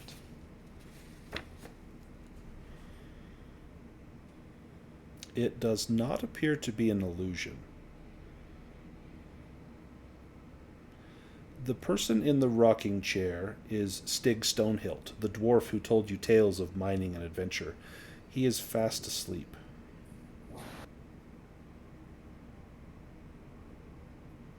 To the north, or excuse me, to the... well, this says to the north, but it's not to the north. It's right there. Yeah, there's an old... creaky oak door. Oh, this guy's not fast asleep. I'm shaking him awake. What the hell did you do, little man? His eyes open, but he does not move at all. In a tired voice, he says, "I'm afraid you, like myself, are trapped. Trapped in a place created by someone we call Old Hag Stare. She stares at you from the walls, from the shadows. She's hiding somewhere here. This entire place, I don't know if it's real or not. But please, free me. None of us can get out."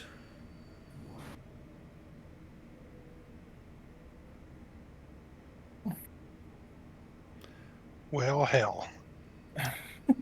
A couple neurons have just maybe fired here. The girl we saw in the tap room, who I clearly made the mistake of not chatting up. Did she look like she might have been a shepherd? She absolutely looked like she was a shepherd. Motherfucker. Okay. Yep, absolutely looked like a shepherd. Wow, information that would have been really good, This 10 minutes ago. this long stone staircase leads down into a storeroom, and you can take a torch with you. There we go. Or you've got the light there. The air is stale in this cluttered, windowless room. On a wooden table is a toolbox, and on the dusty floor are several chests, most of them forced open. The eastern wall is adorned with a burgundy curtain with shimmering gold patterns.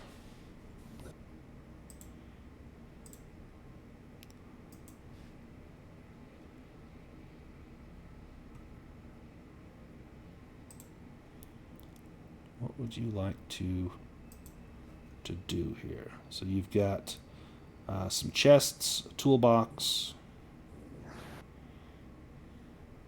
All right, Is there a can crowbar in Lucien... the toolbox? Sorry, what was that? Is there a crowbar in the toolbox? The toolbox is locked. It would take a sleight of hand roll to open it, or you could try to bash it open.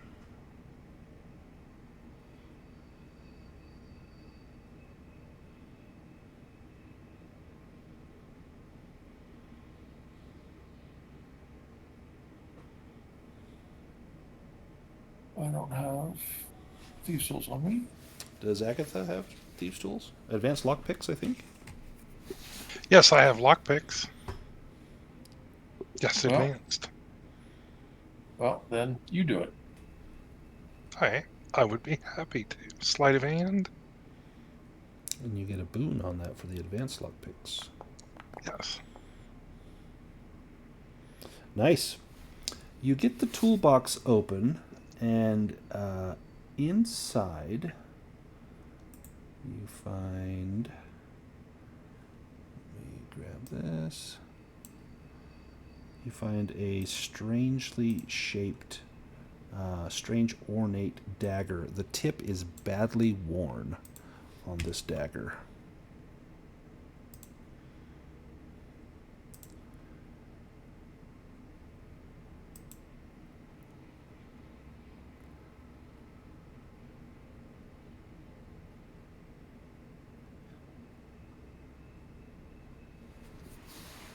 Right.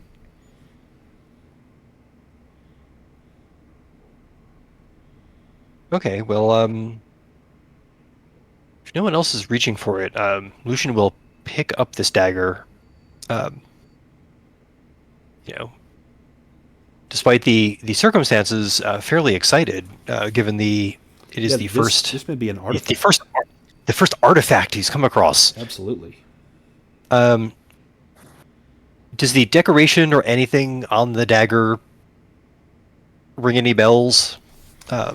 Give me a Myths and Legends roll.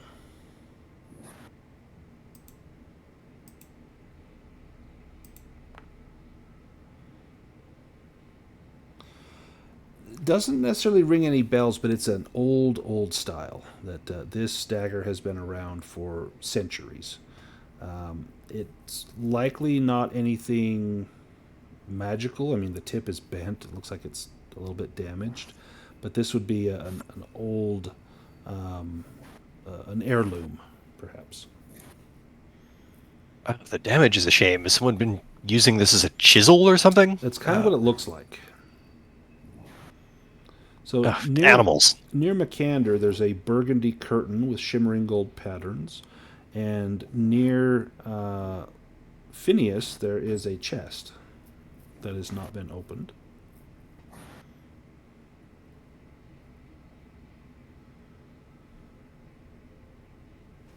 Agatha can take a look at that.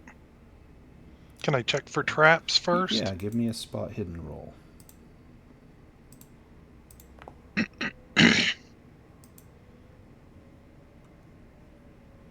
Is it locked? It is not locked. All right. I'll go ahead and pop it open. All right, you find...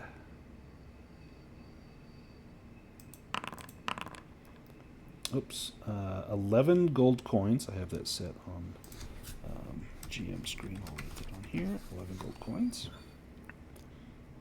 Oops, I still have that set on GM only.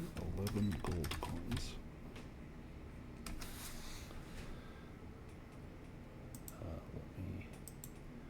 Well, now it did it twice. While you're searching, let me see if there is a random event here.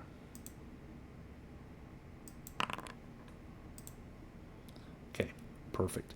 So a little bit of gold in here that has not been taken. There is a door that leads further to the east, or to the south near Makander. There's a rather ornate curtain on the wall. And Makander, give me an awareness roll. Uh-oh.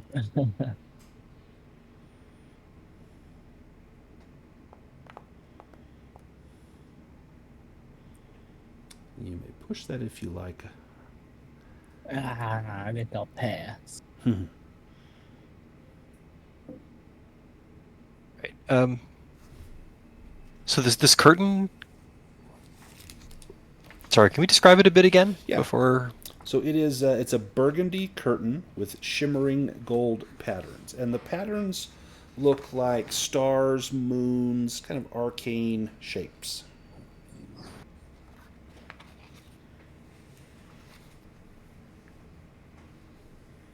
All right. Maybe Lucien will take his. So all gear was with us, right? Yeah. You're not missing anything. Okay. Oh, that's super weird. Well, anyway, we'll. Well, why would they need to steal something if you can never leave?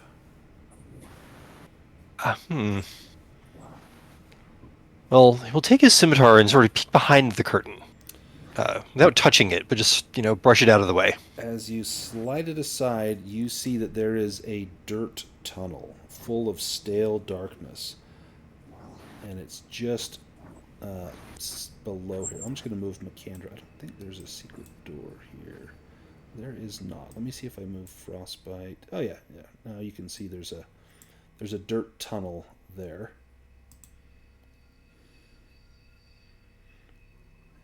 There. Now you can move in. And this tunnel, being in here, Frostbyte, excuse me, it feels as though you're trapped in a coffin. Your footsteps squelch through a wrought black sludge of wet earth, and further ahead you hear a shuffling sound. There are cobwebs everywhere, and you see the remains of a giant spider lying on the ground halfway down the tunnel, about where Frostbyte is. The web is still intact, spun from wall to wall. And give me an awareness roll, Frostbyte, as you head down into these webs. I think we've established that I'm not aware of anything. What? No. You begin to get caught in these webs. Sorry, let me grab a drink. You feel yourself getting caught in these webs, but you see the dead spider, so you know that it can't be the spider, and then you sense movement from up ahead, and there is something coming out of the dirt all around here. And let me grab these. They're bodies that begin to spill out of the dirt. And they spill out all around you. I knew the stories were real. These are bone shamblers. And let me get us into battle.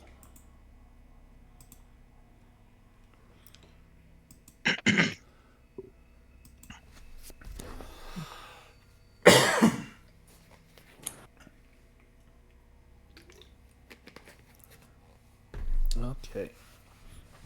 Not great for Frostbyte. You drew card number 10. That's less than ideal. That allows me to see what they can do. Yeah, Phineas, you are up first. Well, This looks to be a damaged skeleton, shambling around on broken bones. Perhaps I will switch with the first skeleton. The first initiative skeleton. All right. The Bone Shambler. Let me get it on there so which one it is. That one right there. The one right in front of Frostbite. He will make an attack, and it is a monstrous attack. Okay. No. Now we know. Oh, sorry, I have that set on private roll. Roll that.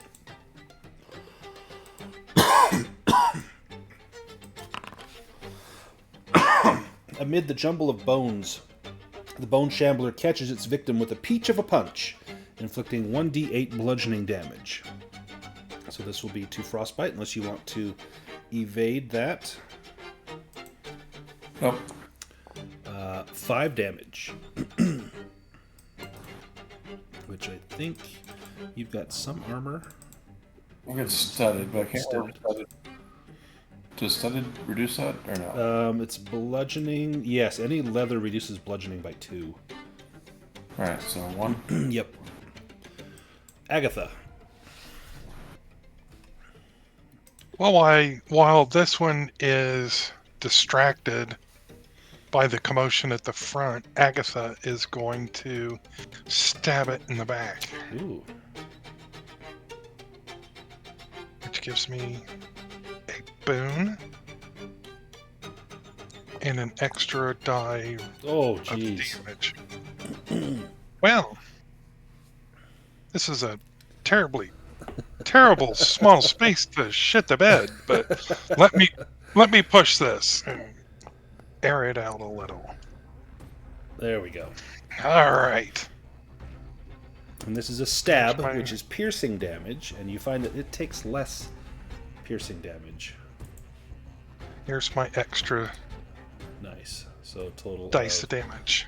15. It will take half of that.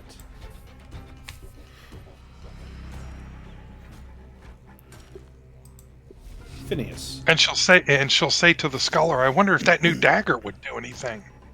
Ooh. It's dull enough. Yeah, it's probably not going to pierce. Be more bludgeoning if you stab it. Phineas will attempt to topple the skeleton in front of him. Okay. And the skeleton will... Oh, well, I guess that one goes next.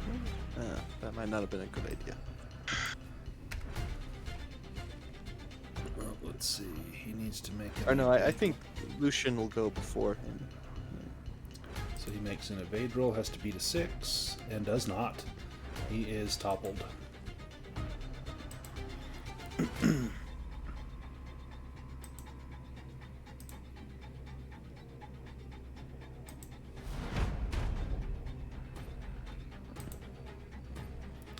This bone shield. Oh, all right. So, Oh, sorry. This one goes and then Lucien goes. Guttural roar, a terrible scream that makes floors tremble and minds shiver. All player characters within 10 meters, which is everyone, suffers a fear attack, must roll against will to resist fear. Ooh.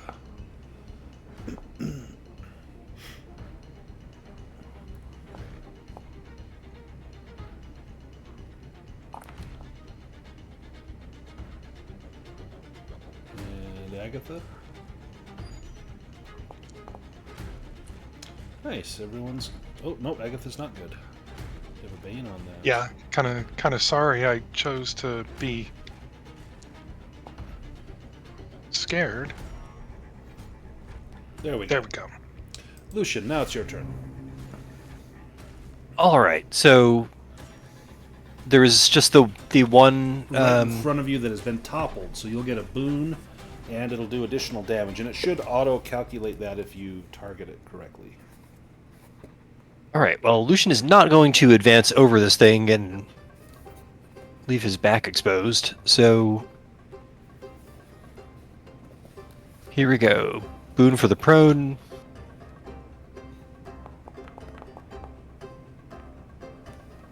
Okay, that works. Nice. Ooh, that will do it, I think.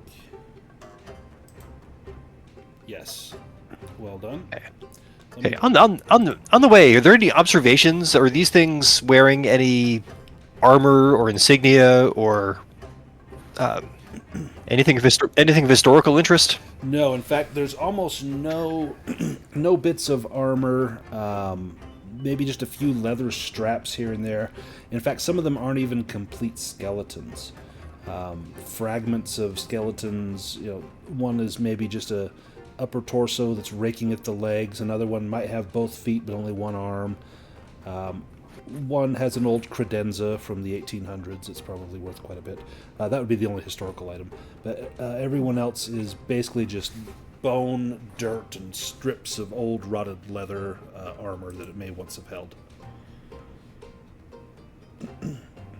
Yeah, okay, well, nothing to do but clobber then. All right. This one is going to go after Frostbite. It will bite Frostbite's leg, inflicting 2d6 slashing unless you want to evade. I'll take it. 8 slashing. Got it. Makander. Yeah, narrow hallways. I guess I'm gonna have to do that thing where I move and then Yep, move and then back. move back. So you can just target whichever one, make your attack, and then make an evade roll to move back. Alrighty.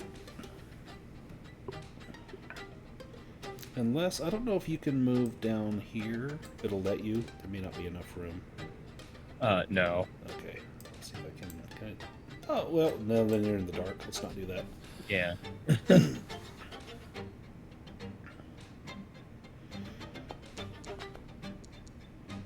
Nice. Ooh. That might be enough. Yes. How do you Nice. hew that It's bone a- shambler? Well, yeah, he's moving up, and trying to move back, but he just kind of, I don't know, hits it pretty good. These things are already falling apart. If you want, you can take his place, and you won't have to make an evade roll. Well, that's a good point, because they're going to say there's guys to the north, too, but... Yeah. Yep, so you can That move to right there. Oh, Frostbite.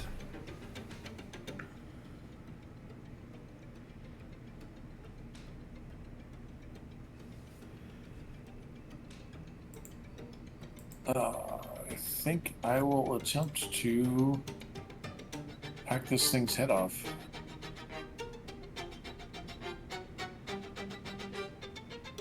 Slash.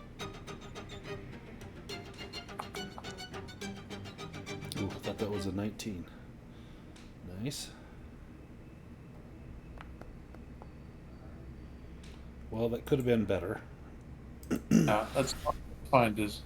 Does he have a strength bonus? He does not. Neither do I. I think I can. Oh, I can't push him into the wall there, though. Never mind. Alright, done. Let's go to round 2. Makander. oh, lovely. And you can see him. You swing around the corner. He's going to try to parry that.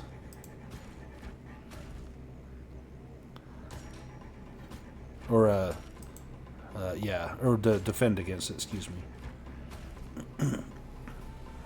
So he succeeds. Roll your damage. If you can exceed 12, he'll take damage. Oh, yeah. Okay, he'll take 1 damage. Awesome. Nice, that was his turn. Agatha. I'm having troubles. I can't even see where my token you're hidden is. under Lucien. Let me move Lucien up. Now, there you are. I'll Okay. move Lucien back down. So I don't think I can even reach. You Reach could, this if you've thing. got movement, you could move into Frostbite's square attack and then move back. Okay. I don't know if you can see him right there. Yes. Perfect.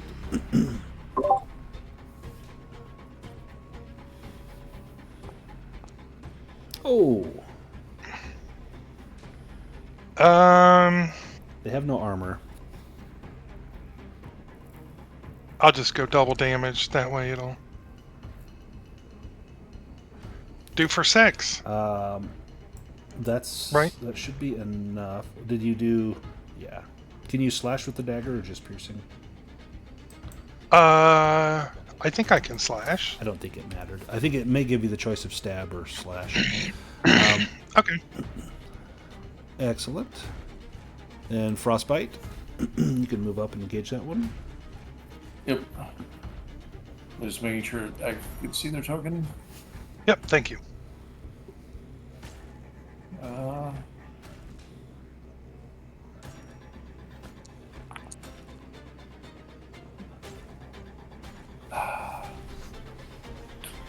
It's making me sick. Phineas. Oh, I'm moving back. Okay, I need an evade roll then. Yep. Oh, Unbelievable. you push that. He's getting disheartened. Oh, I thought that was a 19 again. Nice. Now, Phineas. I can't see the bone shambler to target him. You'd have to Where is he? move kind of to where Agatha is. Let me move Agatha up. So you could move to there, and then you just have to move back. You've got the movement. Yeah.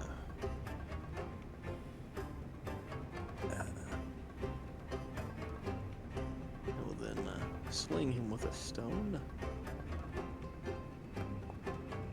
Oh, I thought that was a 3.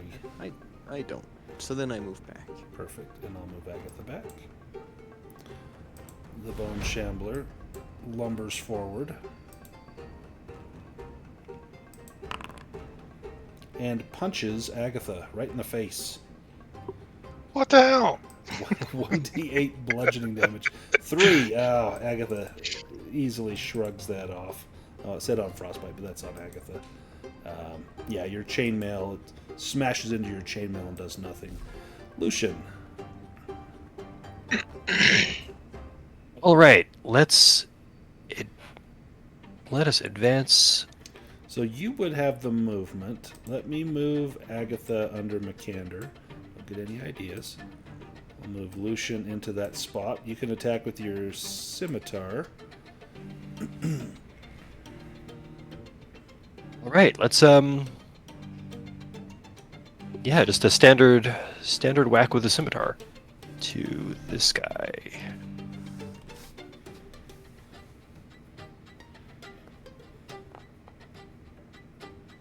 Nice. Roll damage. All right. Okay, bonk. Oh, almost enough. Will that finish him? Nope, he's got 1 hit point. So then you'll need to move back. So that will, need an evade roll, otherwise he'll get a free attack. All right, well, luckily, Your evade is took decent. I took decent evade for once. And it was decent. Nice. I'll move you back. And then let's move you back to where you were. Let me move Agatha back. Oh, sorry. Shuffle everybody around. There we are. Okay. The Bone Shambler. Let me see what he does. He bites someone's leg. I'll do 1 is Frostbite, 2 is Agatha, 3 is Makander. Makander, the best one to take the hit. He sees that little duck's foot, and Delicious. his dry, leathery tongue licks his lips, and he sinks down into it, unless you want to evade. No, I'll take it.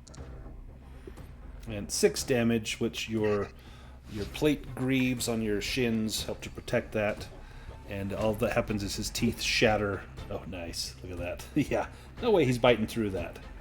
His teeth shatter, but we need to now put a griffin on your shield there. Lucien, do you want to move up and evade again, or do you want to swap with Makander and let him finish this guy off? Let's not press lock. I'll let the heavily armored among us Because if he doesn't, take care of you'll business. go right after him, just in case, so you don't get clobbered. Makander.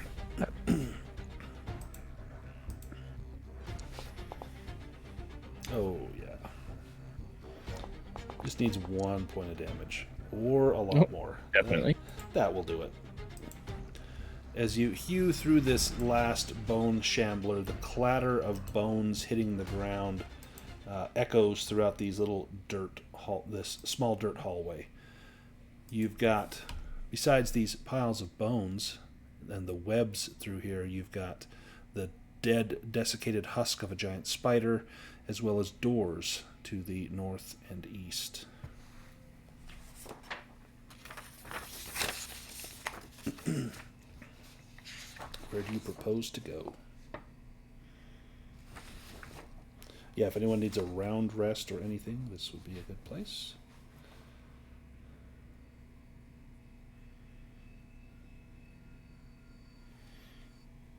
You want to open that door, Makander, and see what's in there? Can we check the spider husk for anything? Yeah, give me a spot hidden to check that spider's husk.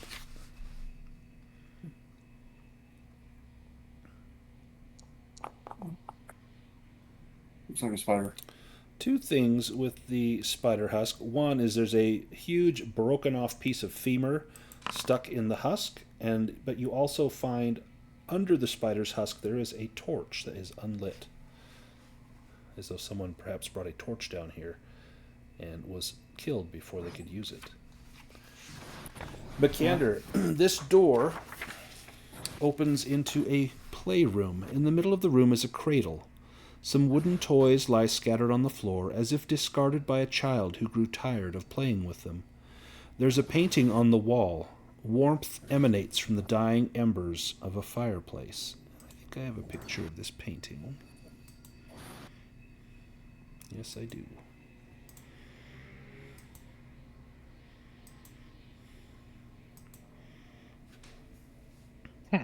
The painting depicts a man and woman with a toddler, a small boy, standing in front of a run-down shack with a wild forest behind them. Does that dagger look familiar? Give me an awareness roll. Oh, crap. Oh.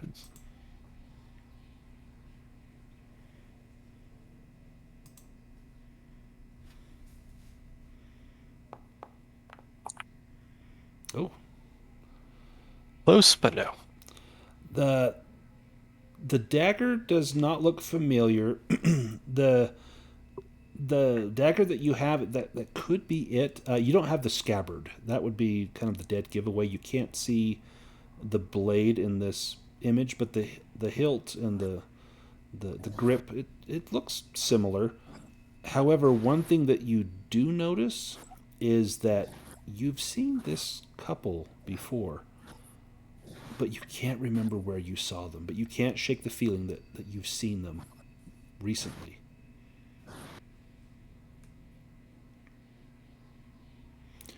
In the cradle lies a porcelain doll that looks an awful lot like the child in the painting.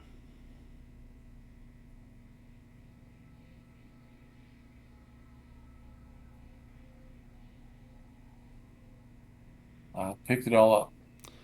As you pick up the doll, you see a small bone flute underneath the doll.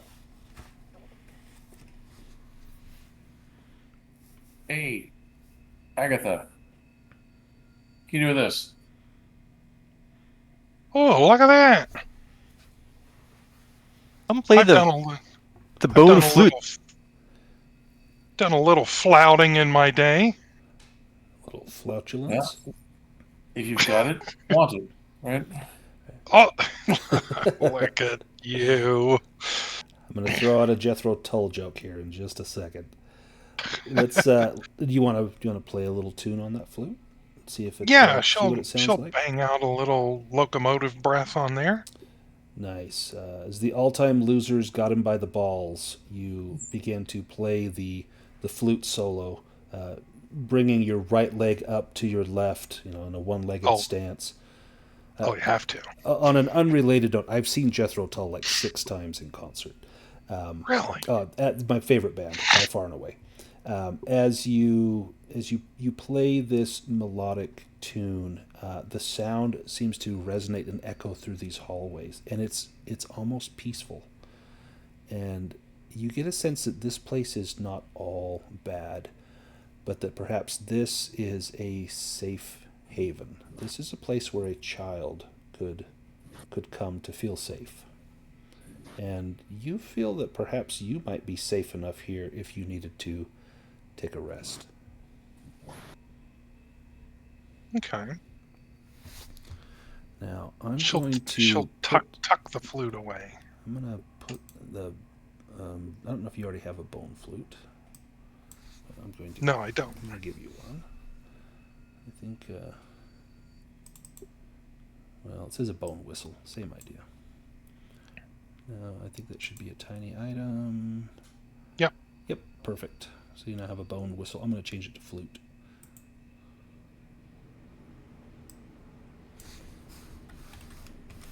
There we go.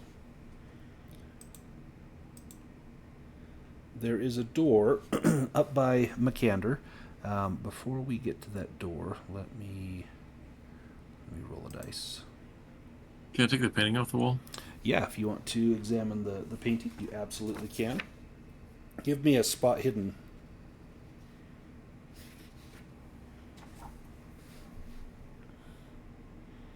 Found him. Now you check around the back, because sometimes these things might be trapped and you're suspicious. You maybe run your fingers around the edges. You don't feel any wires or anything that might be triggered. And as you pull it away from the back, you see that it is painted on stretched canvas, and it comes off. And as you lift it off of the wall, you maybe hold it out in front of you and get a closer look, and you recognize this couple. They were in the inn. They were one of the guests that toasted Agatha as she came in and raised her mug and then sat quietly amongst themselves. They are guests here at the Road's End Inn. Let me make that dice roll.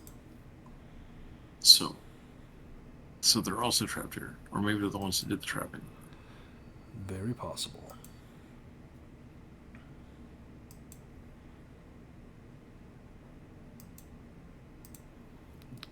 Let's see. All right. So, Lucien wasn't going to be the first one to touch the doll, but since we've Already picked up the doll. since we've already picked up the doll,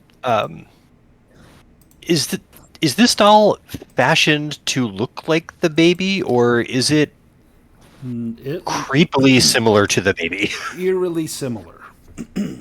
As though this were a not just an attempt to make it look like the baby, that perhaps this husband and wife are holding the doll. Ooh. Yeah, nothing creepy about that. Ooh.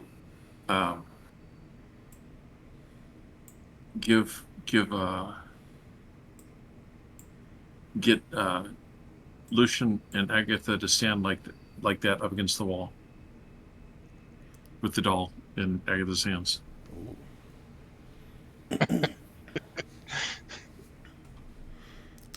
Okay. Okay, this is creepy, but How attached are you to these characters? It's okay, Lucien. We do this kind of stuff all the time. You'll get used to it. You stand next to one another. It's almost like, the American Gothic painting, only instead of a pitchfork, you're holding a baby. And as you stand there, you look at the painting, and it's a pastoral scene. This is very much not that. As soon as you assume that pose, the floor begins to shake, and cracks emerge in the tiles A foul stench rises up from the cracks, and everyone must make a roll against Constitution or become sickly. God damn it, Frostbite. What did you do? Same thing I always do. Fuck things up. Well, Oh, Makander's this is okay. Well, I'm screwed. Oh. Agatha's good. No, I'm not. Oh, well, Lucian's already sickly. So then you'll have to take another one. Oh, so And so Makander All right. is good and Agatha is good. Anyone want to push those rolls, or otherwise you'll take sickly? The mist begins to swirl around, and you hear a distant voice that says, "I will not be mocked." And then the cracks begin to seal up, and the vapors cling down to the ground, seeping under both doors out of the room. I suddenly don't feel Agatha, like- why don't you? Why do we put the baby doll back in the crib? And Agatha, just an absolute slave to sarcasm, will say, "I will not be mocked." Oh, yeah?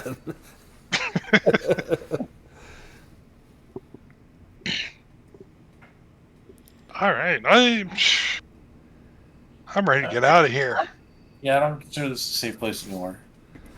As you open this next door, beautiful trickling sounds are heard from a pond. And do I have trickling sounds? I think I do. Beautiful trickling sounds are heard from a pond. The drops hitting the surface of the water sound like a sad creature playing the harp. One detail disturbs the harmony, the occasional croak echoing off the walls. You see water flowing from a hole in the wall that creates a small waterfall down to this pond filled with lily pads. You see the bulbous eyes and heads of several large frogs as well. Makander, give me an awareness roll.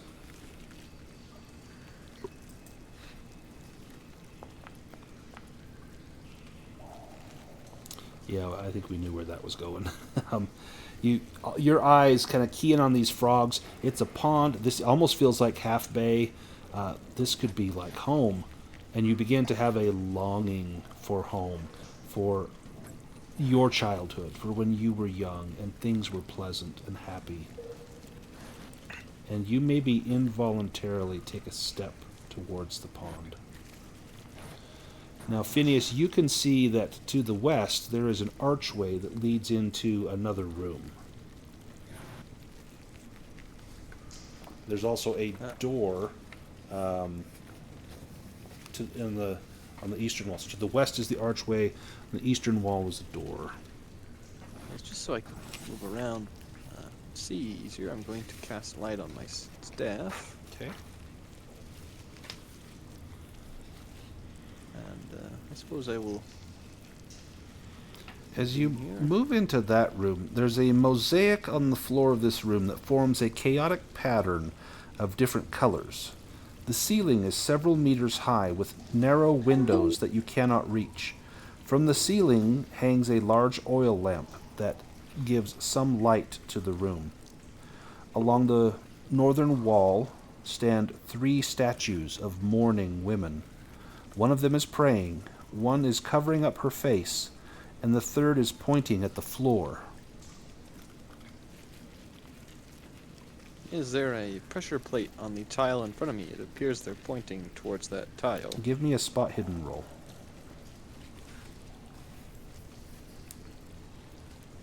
Would this have my magnifying glass? Yes, apply? this is when you could apply that. Not here, but here. You sense that there's a trapped portion of the floor. Had you come in from another way, you may have stumbled into that, but you came the safe way. It looks like there's a hidden trap door. Do you trigger it? Perhaps I will alert Agatha. She seems to be more experienced with this sort of thing. I would be happy to if I can get Lucien off of me. Just because you guys played husband and wife doesn't mean you have to keep continuing to carry it this far. Thank you. Okay, now where exactly is the trap at? Oh, let's see if she steps on it. Phineas will Oh. point to the tile, and then Right- back up. Right there. Oh, okay. Well, let me see here. I have. You could This do- would be sleight of hand. Yeah, so he already pointed it out. You see it. It's just to disarm Okay. it would be sleight of hand. All right. And I can't use my lockpicks Not on for that. this, It's, no. it's a damn trap. Come on. Oh, Of course. Absolutely, I'd love to take another condition. I'm just mad. Ah, you disarm the trap by inadvertently putting too much pressure on it. And there is a 5-meter drop. You will need to make an That's like- evade roll to avoid falling into the pit as it opens up Shit. beneath your feet. can I activate my hard to catch? That's technically Or that's fast only when you footwork? dodge. Yeah, fast footwork. Well, that doesn't give you a boon, does it? It does give me a boon, but I'm just looking to get a straight roll on my chainmail. If you do hard to catch, you're going to burn willpower. I'll let you do it. Okay. Oh, nice. Yay! So you narrowly manage. You just skirt the edge of this pit right here. You peer down and you see it is a very deep drop. And among the bones at the bottom of the trap, you see the glint of gold. There's a ring down there. It looks elegant and seems to emit a faint glow. We gotta get that. And Come here, Phineas. Take this rope. In the interests of hooking a ring without lowering someone into peril, Who's got a fishing pole? There's do one you in have a the grappling cart. hook? Do you think I could try to hook the ring with a grappling hook? What's your range on fetch, Phineas? Is it 10 meters? It's 10 meters, so... Yeah, this would be 5 meters, so you could easily use fetch to get it. Yes. Oh, or we can use magic. Fine. Give me my rope back. Yes, I will simply cast a rudimentary spell and retrieve it. Nice. Lazy ass mages. Let me see if I have... I don't know if I have an item for this. Double check. I will not have the fetch bring it back to me, though I will definitely hand it to the halfling, and then I will back up again. Okay, let me make an item for this really quickly. Not lazy. It's called working smarter, not harder. Oh.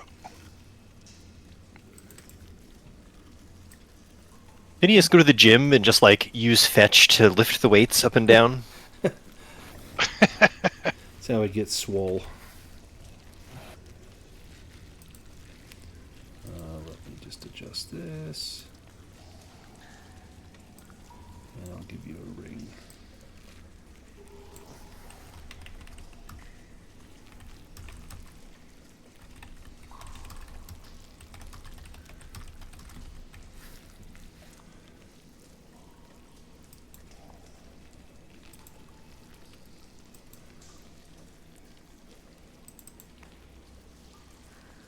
Alright, I'll give you ornate ring. Oh, very Perfect. pretty. Can I tell like how much it might be worth?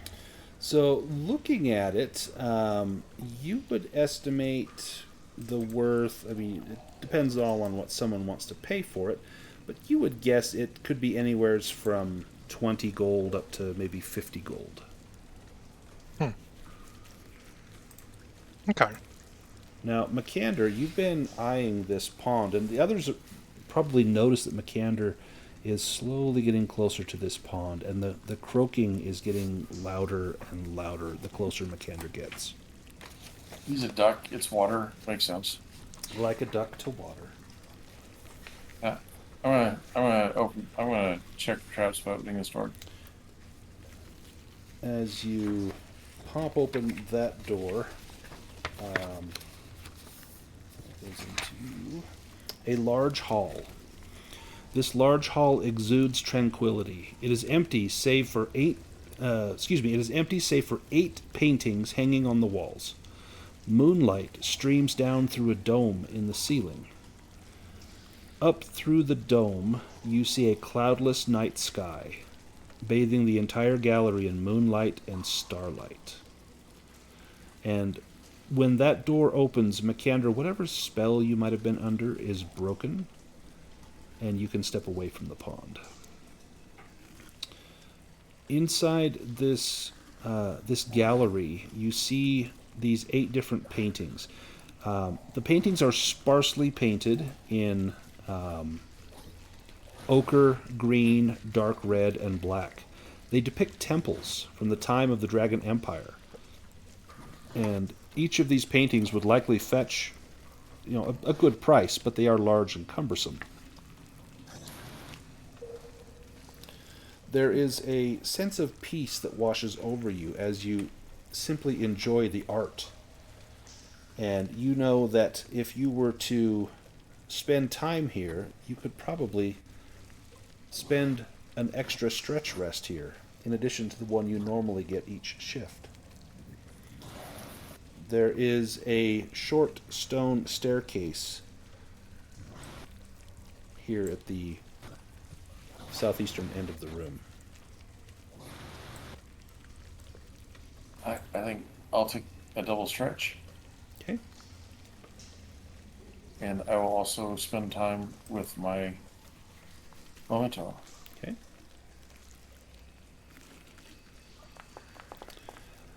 So, this would be an okay place to stop, but we're kind of close to the end of the road's end in. Do you guys want to stop here, or do you want to push on for like just another little bit of time and try and finish it up? Might be half an hour, might be 45 minutes, who knows? I got time. Yeah, I would love to finish. Everyone got time? Okay. Yep. Yeah. Yeah, I'll need to step away for about 4 minutes, but if you guys just want to move me along, Yeah, we could do another quick break if we need to before we carry on. You can have Agatha play him. Yeah, totally. Yeah, I'll have- Craig can run your I'll do character. it for you. He'll find Okay, himself face down in the pond. so let me just... Okay, Lucian's going to sit quietly in a corner while the rest of you do whatever you do. Okay. Yeah, I'll be back in 3 minutes. I just Okay. All right. gotta check in with the people. He's got to pee, is what he means. But check in with people is, that's today's see a man about a horse. Yeah. If let's see, up here the stone staircase leads up to a blackened portal.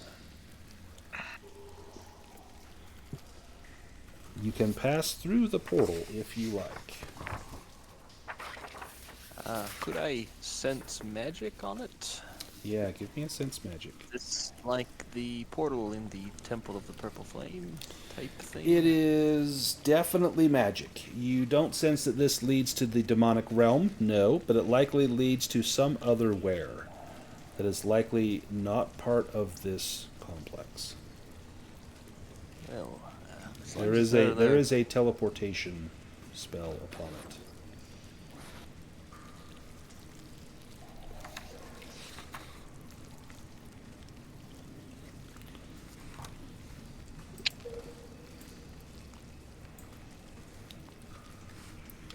You go through. I'm going to drag Lucien down here with us.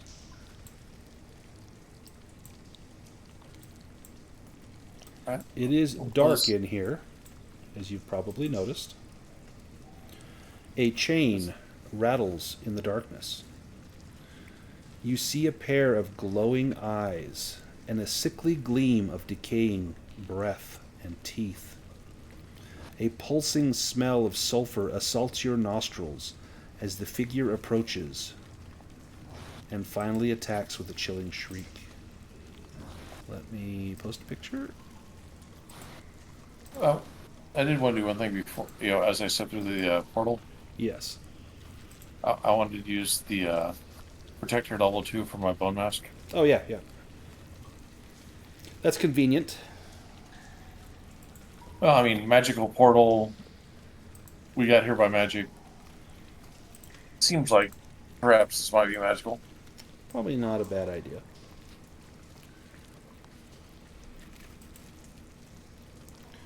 And then we'll wait for Mark to finish checking in with people.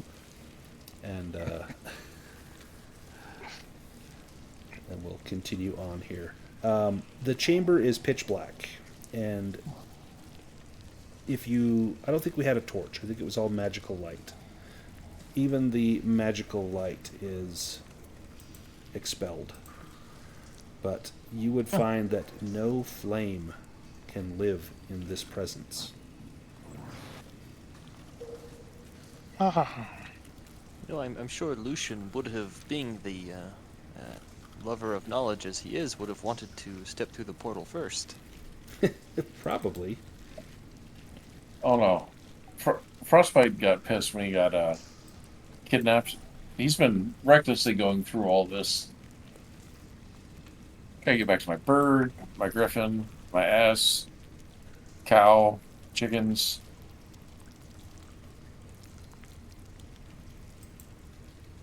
He's just going to be a farmer. Huh? He's just going to be a farmer. Nope. I'm gonna learn what a cubit is and build an arc. Oh.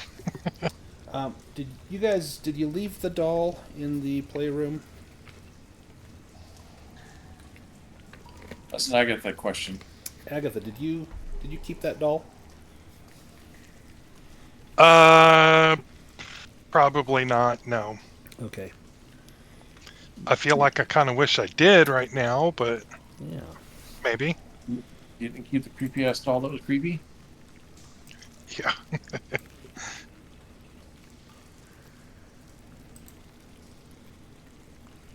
All right, Lucien is back. So let me just go over what Lucien missed.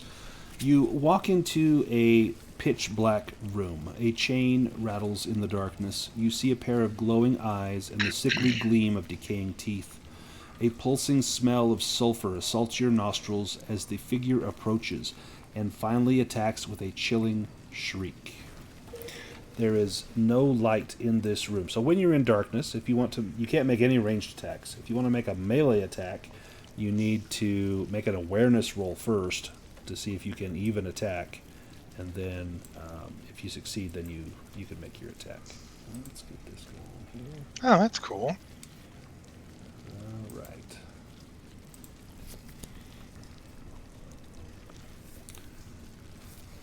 And let me get some boss music here.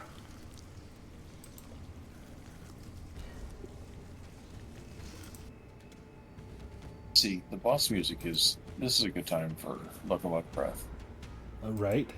Or some Bruce Springsteen Or- would be the boss music. Born in the USA. Yep. Not a patriotic song. No, actually the opposite, even though it's a lot of people think that it is Yeah. patriotic. Yeah.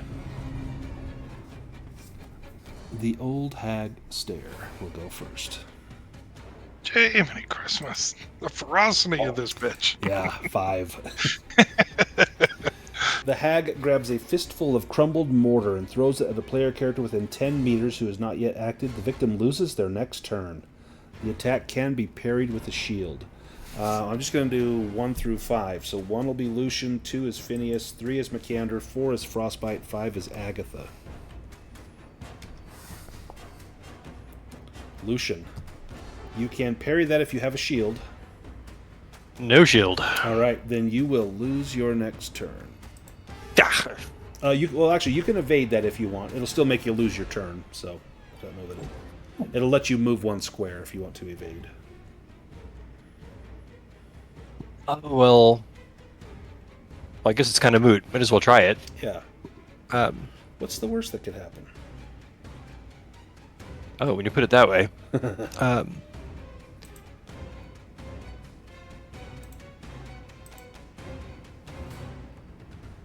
I'm just excited to use my half-decent evade. Yeah, there we go. So you can actually move 1 square if you like. I don't know that you can actually see. Okay, we'll stumble around a bit. And, can Lucien actually take off his helmet? Yeah, so I we're- believe it's an action. Let me double check. I think I'm thinking of the One Ring. I know you can drop a helmet. Oh. I'm pretty sure you can do the same thing in here. Yeah, to unequip armor or helmet, that is an action in combat. So you could spend your action to strip off your helmet. Frostbite. I'd like to trade with Agatha because I'm too old to rock and roll, but too young Too to Young die. to Die. Which is both the name of a song and an album. Agatha's going to start playing her bagpipes. This might have some effect on this thing. No, play the bone flute. Oh! Yeah, let's give that a try. Play the little flute. Yeah. It's going to cost me more willpower, but let's see if it has an effect. All right. And you don't need to make a performance roll with musician, correct? No. Perfect. You hear the sound of a door opening, and you hear the small pitter patter of footsteps coming from the west of your position. And you look down and you see the pale face of a doll walking towards you. Totally worked. That is so creepy. Are you were you choosing boons or banes with your musician? It's got to be Boone's because she's got ferocity. Bloodshot gaze. She comes close, and her terrible eyes force the victim to make a will roll with a bane to resist fear. I'll roll a 1 through 5 again. Actually, I'm going to roll 1 through 4. So 1 is Lucien, 2 is Phineas, 3 is Frostbyte, 4 is Makander. She does not seem to go after Agatha. Lucien, again. Will roll with a bane to resist fear. Yeah, okay, you shouldn't have mocked her. Uh-huh. Okay, with a bane. Matt. Do you want to push it? No, just potentially make things worse. Alright, let me roll the fear table.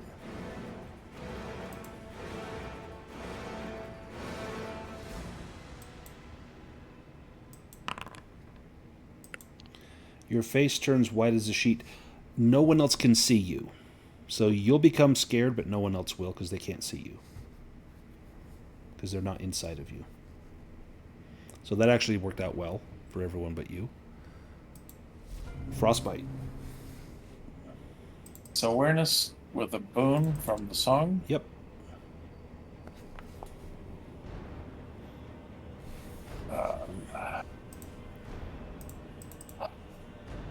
Getting pretty disheartened. Oof. Yay. So you sense that she is right here. So you can step up into this square and make an attack, or you can step 1 more to your right, and then you can attack directly above you. So right there. You don't need to target her. I'll do the math manual. So let's go main, longsword, boon, Oh, yeah, sure. Let's go with this normal slash. Oh, wait, shit, I hit. Nice. Non-magical. Let me look at that.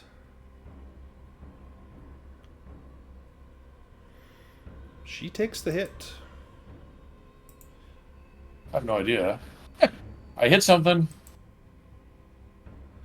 Yeah, you feel your blade bite into flesh. And immediately she respawns. She scratches a victim with her bone-hard fingernails, inflicting 2d6 damage. Again, 1 through 4. 1 is Lucien, 2 is Phineas, 3 is Makander, 4 is Frostbyte. Oh, what the heck? Ignore all that. 1 is Lucien again. It's this tracks. Okay. Man. Now you know you're nothing. 2d6 slashing. 11 slashing damage. Although I don't know if it's too late, but I had forgotten that Lucien has fast footwork. You can use it now. Oh yes, let's.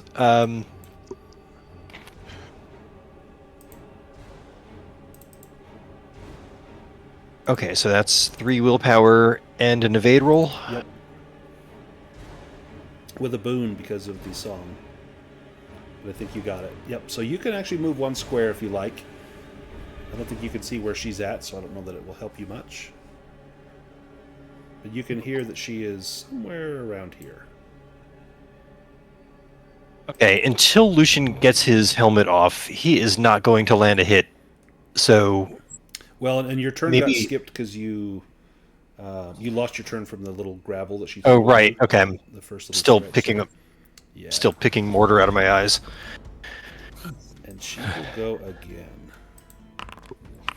Illusory precipice. Everyone within 10 meters think that you are standing on the edge of a high cliff and can see the smashed bodies of old people below. You must roll against will to see through the illusion. Those who fail fall, and usually hard to the ground, suffering d6 bludgeoning, and lose their next turn if they have not already acted in the round. It cannot be dodged. So I need a will roll with boon from everyone, except for not Agatha. I love this new flute.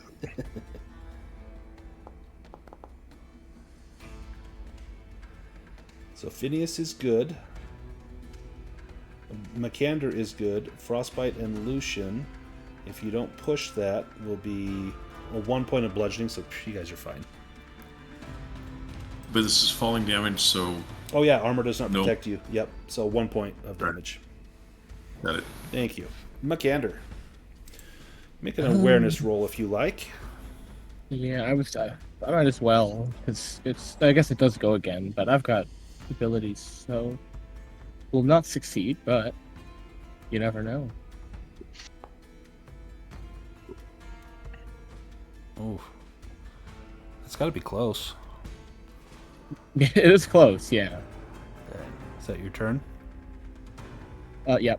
Phineas. One moment.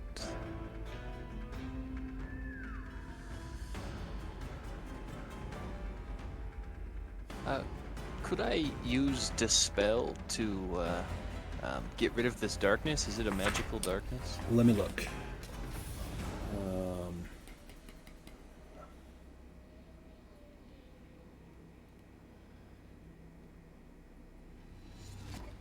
Let's see. No, it is not magical. Do I know what is keeping my magical light from working? Like if I were to cast light again, if it would work? Or like is there something that I can do to get rid of that? If you cast sense magic, I can tell you that it's not magic, but that it is a curse. Is that something I can't dispel then? Correct. You can lift the curse, but it cannot be dispelled. I'll just do an awareness roll. Let's see if I can find her. Is it with a bane? Be with the boon with the song. Or yeah, with a boon. Sorry. Ooh. Nope. Yeah, I'll become disheartened. Of course, I know where she is. My awareness is fairly decent. She is right here. You could step to your right 1 square, and then she would be right next to you. As long as I know where she is, I'm going to cast a spell at her. So you can't do ranged attacks in darkness.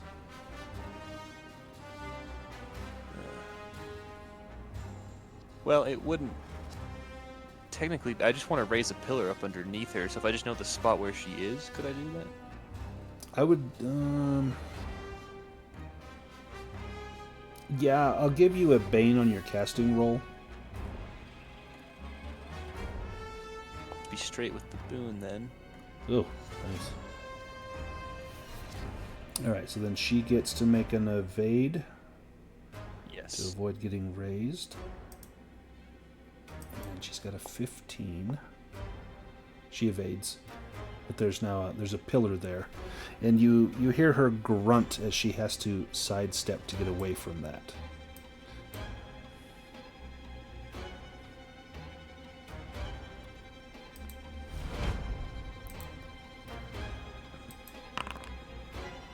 Toe-breaking kick. She kicks. I'll roll 1d4. It's probably going to be Lucien, but we'll roll 1d4. Oh my god. Yeah, just the formality of it, you know. It is. All right. Well, All right, bring it. she hits you for 7 bludgeoning damage. Oh my gosh. Okay, was there something about leather armor and bludgeoning? Yeah, it absorbs 2. So you'll take 5 bludgeoning and then subtract your armor.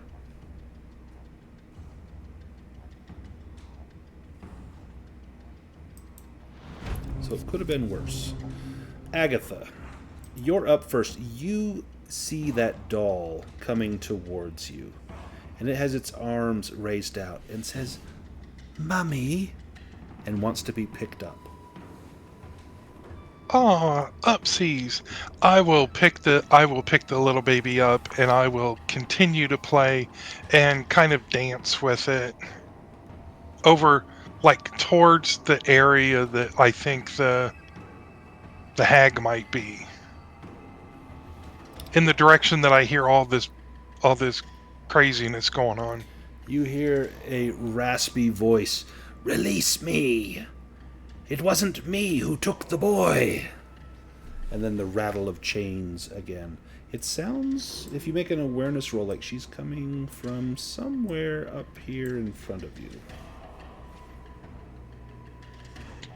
Okay, I can't move I can move you. because we're paused. Oh, sorry about that. That's my fault. That's okay. And just kind of dancing and spinning around, trying to make the baby look obvious. Nice.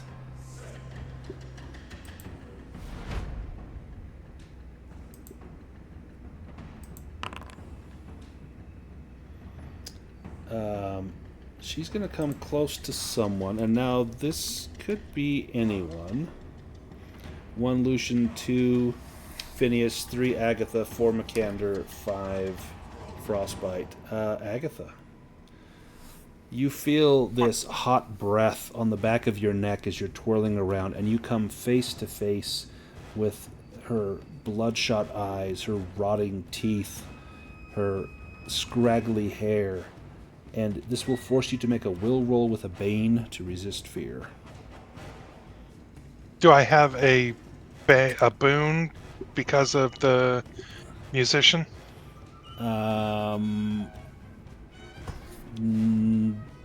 Yes, you do. So it'd be a straight roll. Okay, straight roll then. Nice. Frostbite.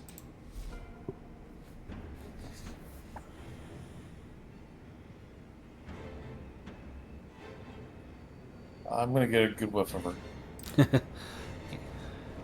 Awareness with a boon. Nope. Oh, hunting instincts, yeah. So you raise your nose up and begin to smell, and you get scent. Now this counts as an action in combat? Yes, it does. Perfect. Yeah, so you Also- know she's right there. We'll also use veteran. And be done. Perfect. Makander. Do you take off your helm as an action to get rid of the bane on your awareness, or do you trust in the musician's ability to negate that bane? Yeah, there's Oh, there's no shoot. point in taking the helmet off. I've got a 5, so Oh, realistically, That's 25% chance. Do you push it? no. Lucien. All right. Did Lucien lose his turn on account of the? Oh no, we're on a new turn. Yeah, Okay, new turn. new round. All right. Lucien is going to get this helmet off. Okay. That will take your action. You can still move, Okay, but but you might provoke an attack of opportunity. You never know. Oh man, Yeah, she Lucien- goes 4 times in a row after Phineas. Holy cow! all right. I guess Lucien will just maybe pass and save that evade. Okay. Oh no, actually no, he took his move, so he's done. Phineas. When I raised up that last pillar, did I hear it crash into the ceiling, or does it sound like this room is taller than that? It sounds like the room is taller than that. Okay, I would like to move forward in case the ceiling is curved or something. You feel the hag right next to your body as you bump into her. Well, I will then cast another pillar beneath myself so that I'm Nice. Okay. With a boon. safe up in the air. One moment.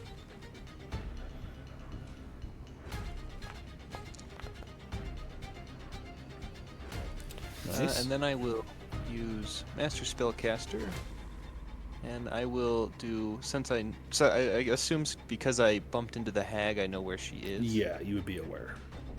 Okay, I'm going to then do. I don't know if this is a range attack, just gust of wind. Would that count? That's more of an area of effect attack. If so, I'd like to try and use that on her. Okay, let me see if she manages to avoid the pillar. Yeah, so she is not flung up by the pillar. Oh, well, that was under me. Oh, so under I'm up you. here. Oh, Yes. okay. Okay, then carry on. Yes, and then this has a Bane because of Master Spellcaster, but I get the boon from the song, so just a straight roll. And she is now pushed back 6 meters and takes that much bludgeoning damage. Okay, you hear the chains pulling tight. And she does take the damage. You hear her slam into a wall as she is flung away from you.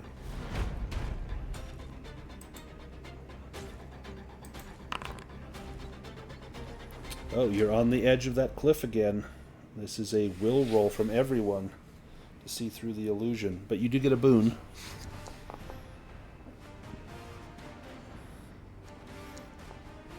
Ooh, man. A lot of dice. Yeah.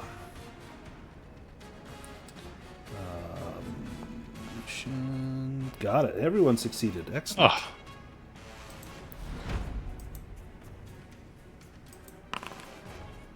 Scratching claws. Let me see who it is.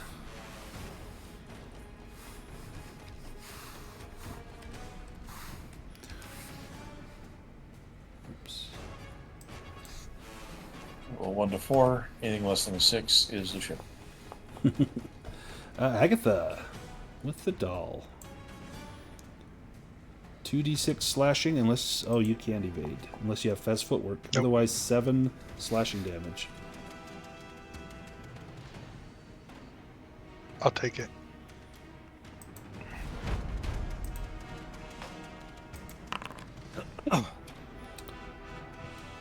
Oh, she begins to sing a sad and off-key tune that is truly grating to the ear. As she sings it, it's another will roll to resist fear.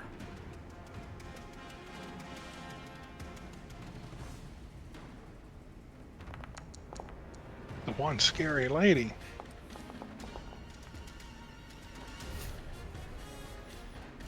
Phineas is good.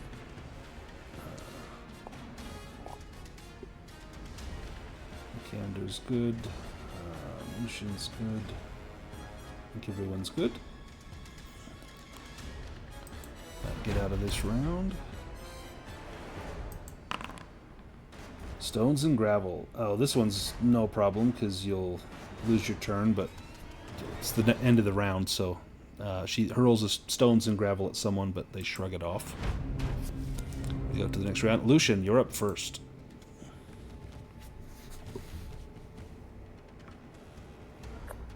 All right, a little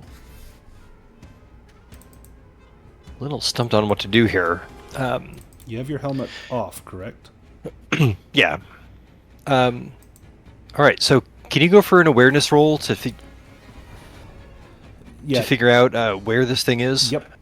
And you get a boon on that.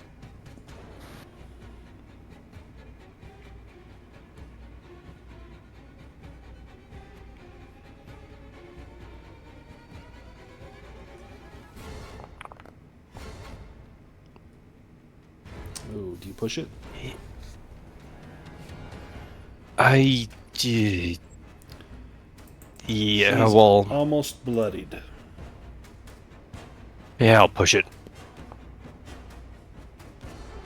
Oh, shoot. And What's your awareness? get Six? all 6. 6. Ugh. Okay, so I guess Lucien just sort of stumbles around in the dark. Don't worry, she'll come find you.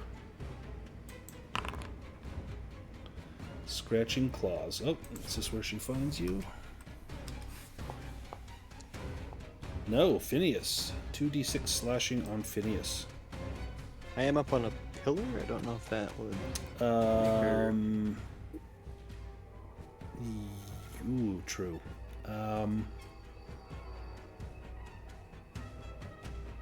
Yeah, I'm gonna reroll that. I forgot about that. Oh, yep. Lucien. 2d6 slashing. Oh, can maybe an evade with some fancy footwork? Fancy footwork, yes. Also known as fast footwork. Yes. It matches the jazz hands that you're going to do here in a moment.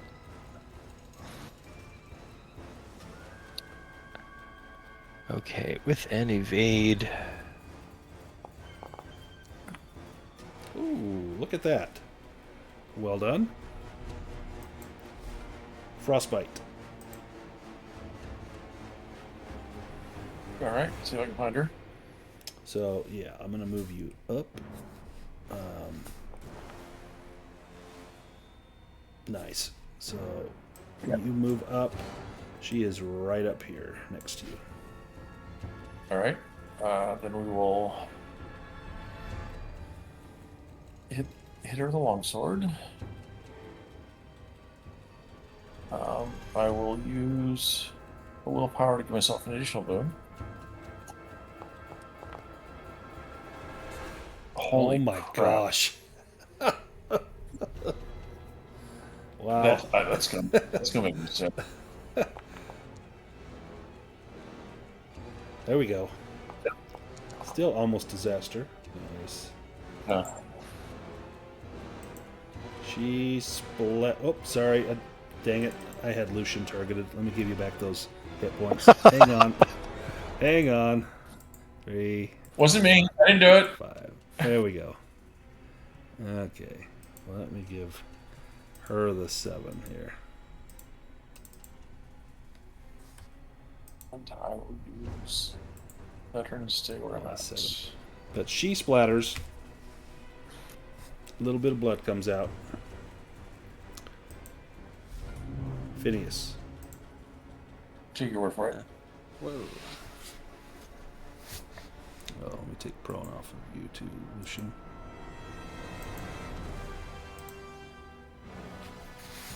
I suppose I'll make an awareness, see if I can determine where the hag is. Yeah, she is right in front of you and just below you. Well, I will cast another gust of wind, and it seemed to work well the first time. Is this still with a boom? Sorry. Yes, song is still in play. Is that gonna hit me too? Yeah, what's the... So it's a cone. I probably wouldn't know where Frostbyte Yeah, that's is, going to though. hit Frostbite. So you could, if you want to exclude someone... Yeah, I would would just give it a Bane, so you could just... So what did you roll your first die? 6 and a 5. Yeah, so that's going to pass.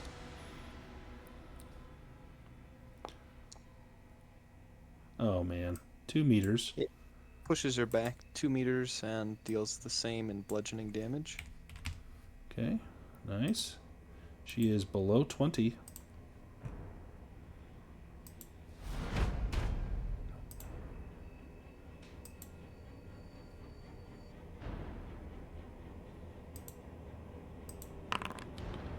Toe-breaking kick. Oh, that is going to be Makander. So Makander, she comes in, and you feel a blow against your leg, but your plate armor easily blocks all of that.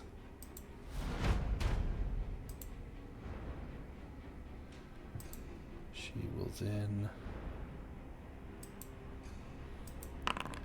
Stones and gravel. This one could be Phineas.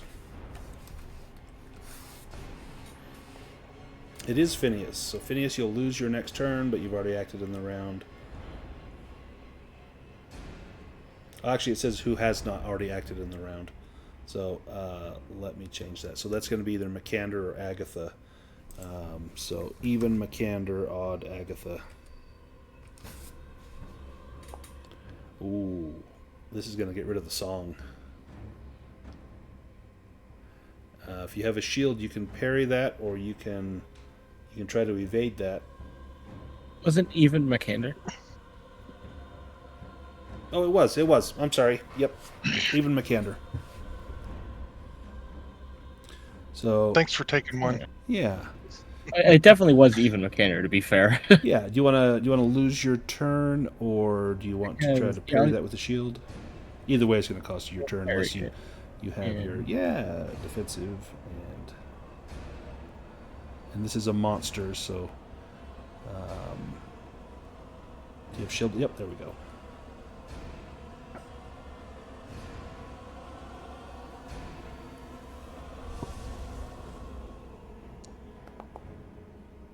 Nice. You hold up your shield, and the stones clatter off of that griffin that's embossed on the shield, and it gives you some measure of strength.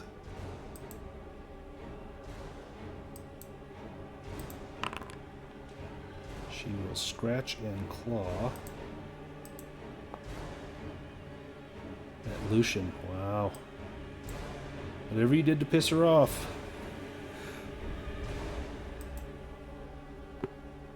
Ooh, 11 on Lucien. Do you have another fast footwork, sir?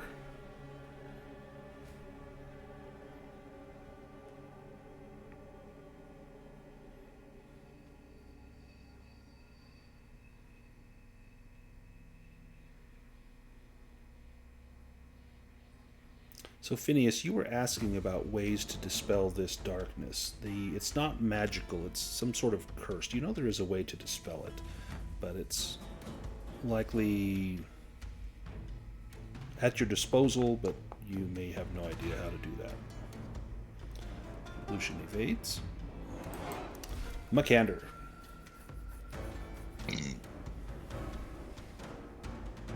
I fought very hard to make this awareness check. I know. Let's get it. Ugh. You push it? Nah. I will take it. Agatha. Agatha is going to continue playing, but she's going to use a free action to yell at the hag, "What boy didn't you take?" Can I do that? Yeah, absolutely. She answers back and says, "I was accused of abducting a child. I was locked down here with my 3 dogs by the child's parents and the innkeeper, who thought I would eventually confess. Instead, I died from anger and starvation. In revenge, I have cursed the inn from beyond the veil, trapping its guests and twisting the building into a nightmare version of itself at night. You are trapped here as well."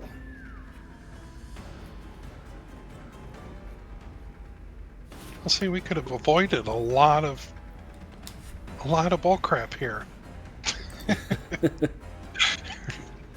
Okay, I'll keep playing. I think we're in too deep. Bloodshot Gaze. That is Agatha. So one Lucien can't do Phineas. He's up on the thing. So Agatha, she puts her face as she answers you. She puts her face right up against yours, and you feel hot spittle splashing you in the face as you're trying to play this flute. That is a will roll with a bane, but you get a straight roll to resist fear.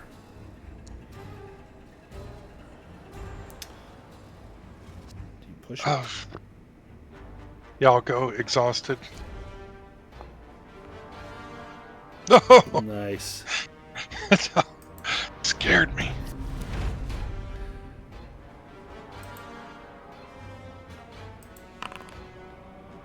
She will scratch at someone. 1 Lucien, 2 Agatha, 3 Frostbyte, 4 Makander. Makander. At least you know she is near to you. You can evade this or take the 6 damage. Scratches off of your armor. Phineas. You know that she is not near you. You can hear sounds, scratching sounds coming from over here. Yes, if I could determine her location with an awareness, if I could I like shout out to Makander so that he doesn't have to do an awareness roll? If I'll let you give him a boon. You could aid him. All right, because he's going to deal a lot more damage than my gust of wind, so I will try that.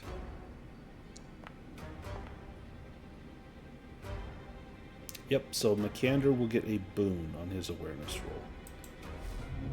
Frostbite. You can smell her very near.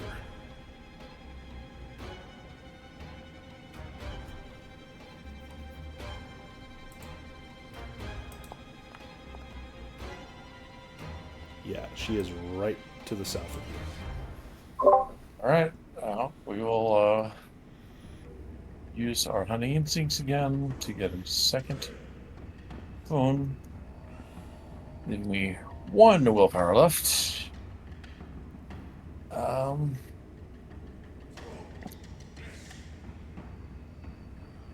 2 boons. Well, at least one a bit. Ooh. She's down to 6 hit points. Oh my gosh, I did it again. Lucien, I'm so sorry. Let me give you your hit points back. I just got in the habit of killing off your characters over the last week. It just makes it too easy. Yeah, as long as you haven't gone back and watched last week's episode. No, I actually was the one that killed you. Yeah, I've not watched the episode, but I guess he bit it right off the bat, though, right? Yeah, it was at the very beginning. It was pretty sad.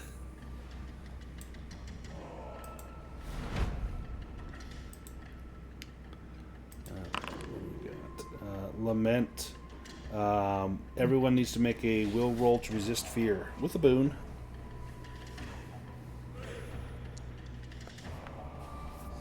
Ooh.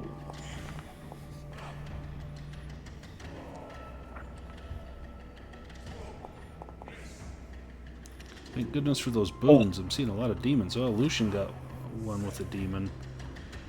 And Makander, do you push it or do you take it? Yeah, I will push this.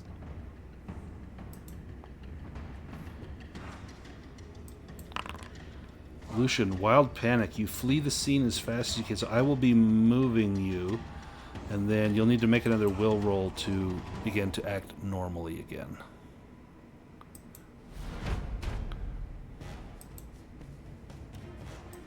What do you mean again? Toe breaking kick. Agatha.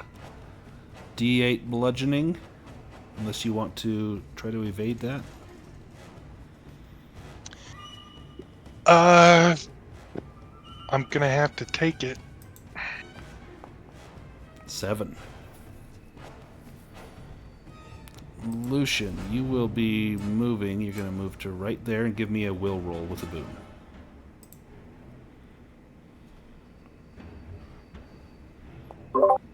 I thought Makander ran away, not Lucien.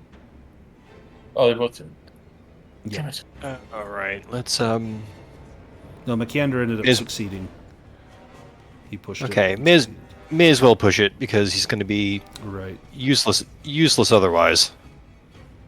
Oh, but I don't know if I want to take day. Oh, these aren't good choices. Okay, I'll risk the lousy attacks and not risk the lousy. Man. Oh, Jesus. Nope. All right. You risked it for the biscuit. I can't even talk. Risked it for the biscuit and came up burnt. Stones and gravel. It's either Makander or Agatha. Even is Makander. Odd is Agatha. Even is Makander. You can parry with a shield. Otherwise, you'll lose your action. There we go. Yeah. Nice. And this may be her last action if Makander can hit. Oof. Everyone needs to make that will roll with a boon to see through the illusion.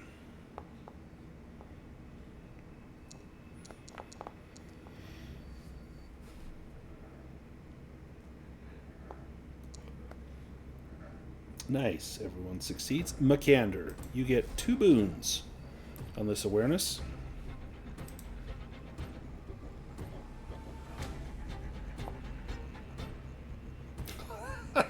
It's not a demon.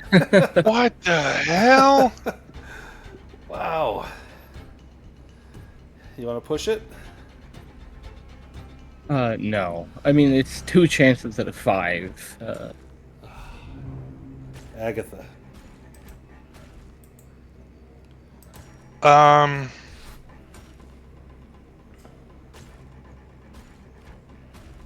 Okay.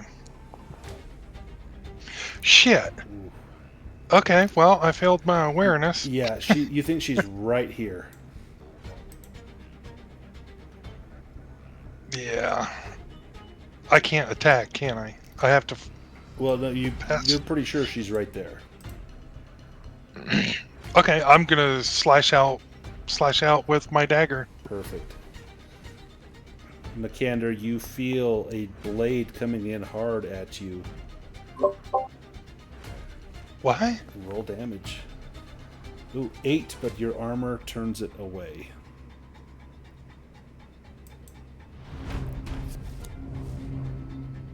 Phineas. Well, I suppose if I can determine where the hag is, I'll use Gust of Wind again.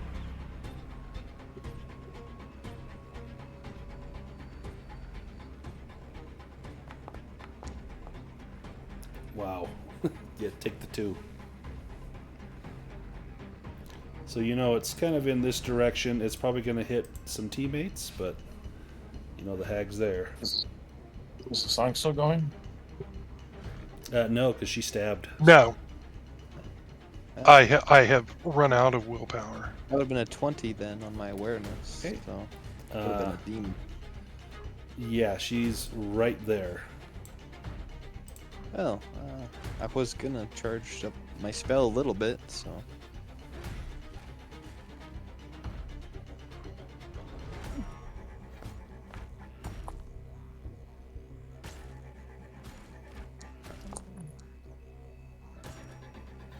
Alright, here's the good news. She is caught in the edge of the cone. The bad news is so is Agatha and Frostbyte. So she drops. Agatha and Frostbyte will take 10 points of bludgeoning damage and be moved.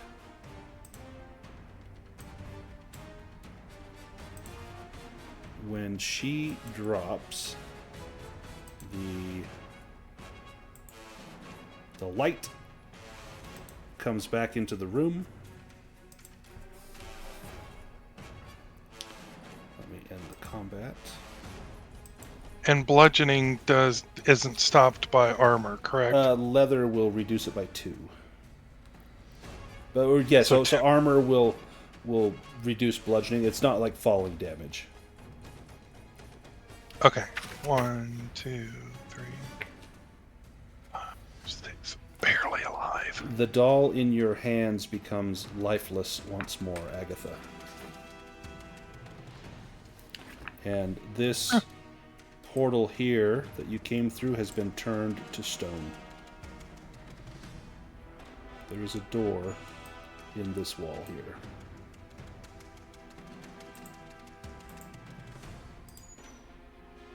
I'm going to take a stretch rest real quick.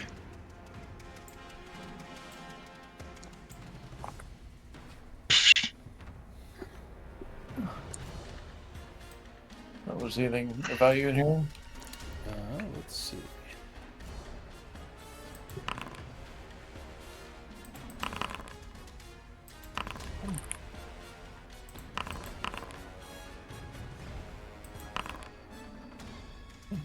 Yeah, you find a bunch of stuff and a trap.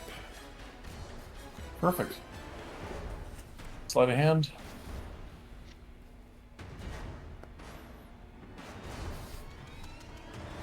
So close.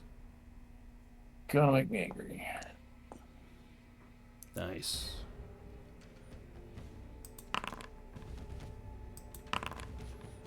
There we go. So I'm seeing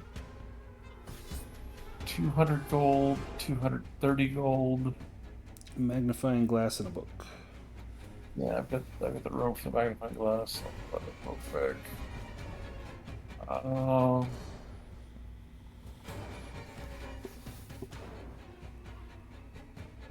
Beasts of the Cave. Is that a Beast Lord boom? I believe so. I'll hand it to the Yeah, that'd be scholar. I'll hand it to the scholar. Here, you've earned this. Earned it. Yeah, Earned it by panicking and running around blindly in the dark. No, and taking all the hits. Yeah, you took. I took some You hits. took a load of hits.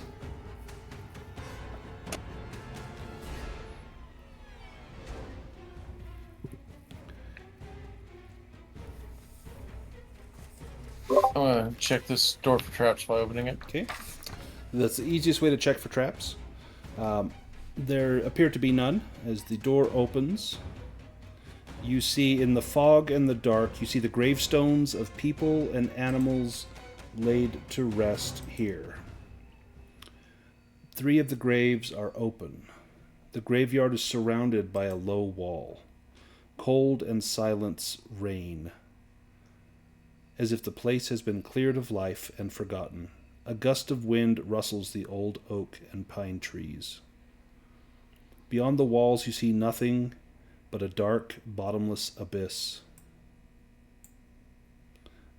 There seems to be a gate at the far end. I will throw the hag body into one, throw the doll into another grave. We're missing. Oh wait, there were 3 dogs. God damn Well, it! in the first grave is a tied up dwarf. In the next grave lies the missing shepherd, Antelia, the woman you saw in the tavern. Grateful but terrified, she will accompany you. The dwarf, once you pull him up, he runs screaming out that main gate. Does the screaming stop? It's the first sensible thing anyone's done all night. The third grave is open. I will drop the hag body in that one. You drop her in. Does the gravestone have a name?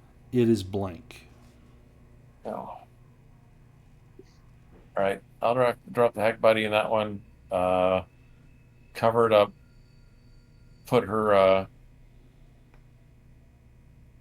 name on it. We'll just call it. Here lies Stare, and then I will run screaming for the gate. Once you have passed the graves, you notice that gate behind some bushes. And passing through the gate, you find yourselves at the end of a road. Farther away, you see the inn in its normal form. Some birds are squawking. The sun is about to rise. All guests are now free to leave. If you go back there to get your wagon, you meet Stig Stonehilt, along with the young dwarf from the grave, who turns out to be his son. Stig thanks you from the bottom of his heart and gives you a reward of 2 treasure cards. What should be a rat or something? Nope, 90 gold and a silver ring. So I've added 320 gold to the gold.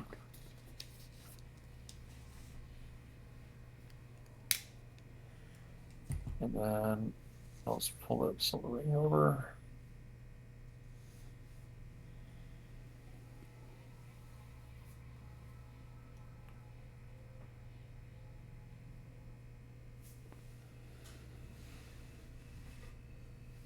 All right. I go into the inn, crawl into a bed, and go to sleep. Yeah, it seems to be a normal roadside inn. I don't actually care. I need to sleep. And as you sleep, you will get a full rest, and we can do some improvement rolls. So let's start with Agatha. If you are ready, you can do your improvement rolls. Let me see here. 3, 4, 5. Okay, I'm ready. Go for it. I mean, Nice.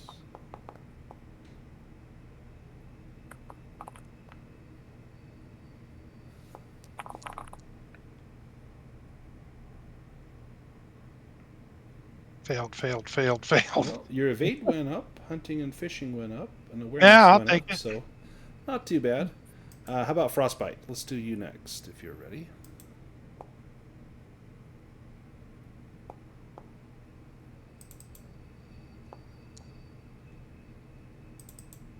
All right, this is a hard one. Nope. Nope, darn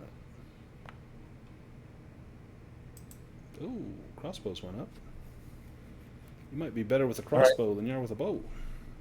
No, I've got 17s in each now. Oh, shoot. Gonna Learn a spell? try a languages roll to learn a spell. Yes. I guess you want to play a tune. A lemon Absolutely. song? I think it's brick.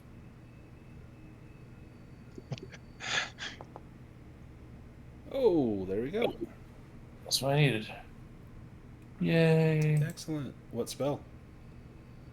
It's from the scroll that I have. Oh, awesome. I think it's Treat Wound. Yep. Is a first one. Let's do Phineas. All right.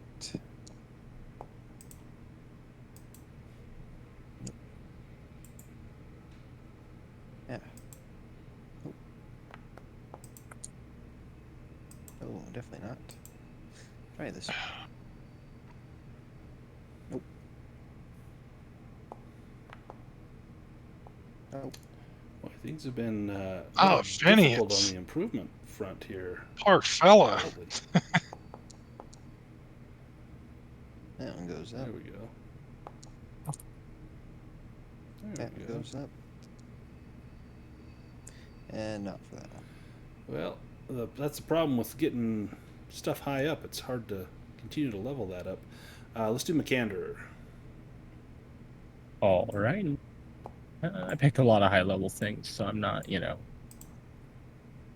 too optimistic.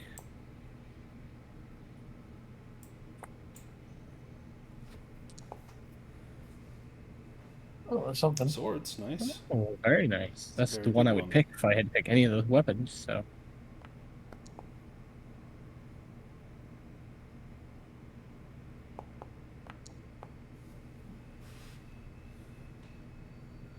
Nice, and awareness went up. Great time for that. And then Lucien, if you're ready. Right. Could have used some awareness.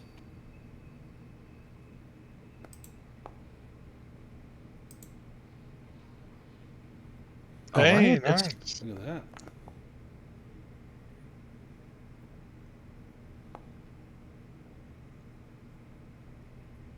Oof. And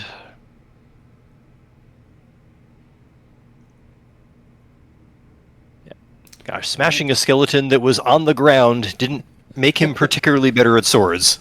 Nope, but your awareness went up, and bushcraft, which is always a good one. And yeah, excellent. Well, next time we will trudge through the Haunted Marsh and find our way to the Tower of Sighs and see if we can find the last piece of the dragon statuette there. Thanks, everyone, for... Oh, sorry, go ahead. Is that the Tower of Sighs or Size? Sighs, yeah. Not Size. So, yeah. You know, the big one. Awesome. I will see you guys next Sunday. Yep. Thanks. Alrighty. Take care.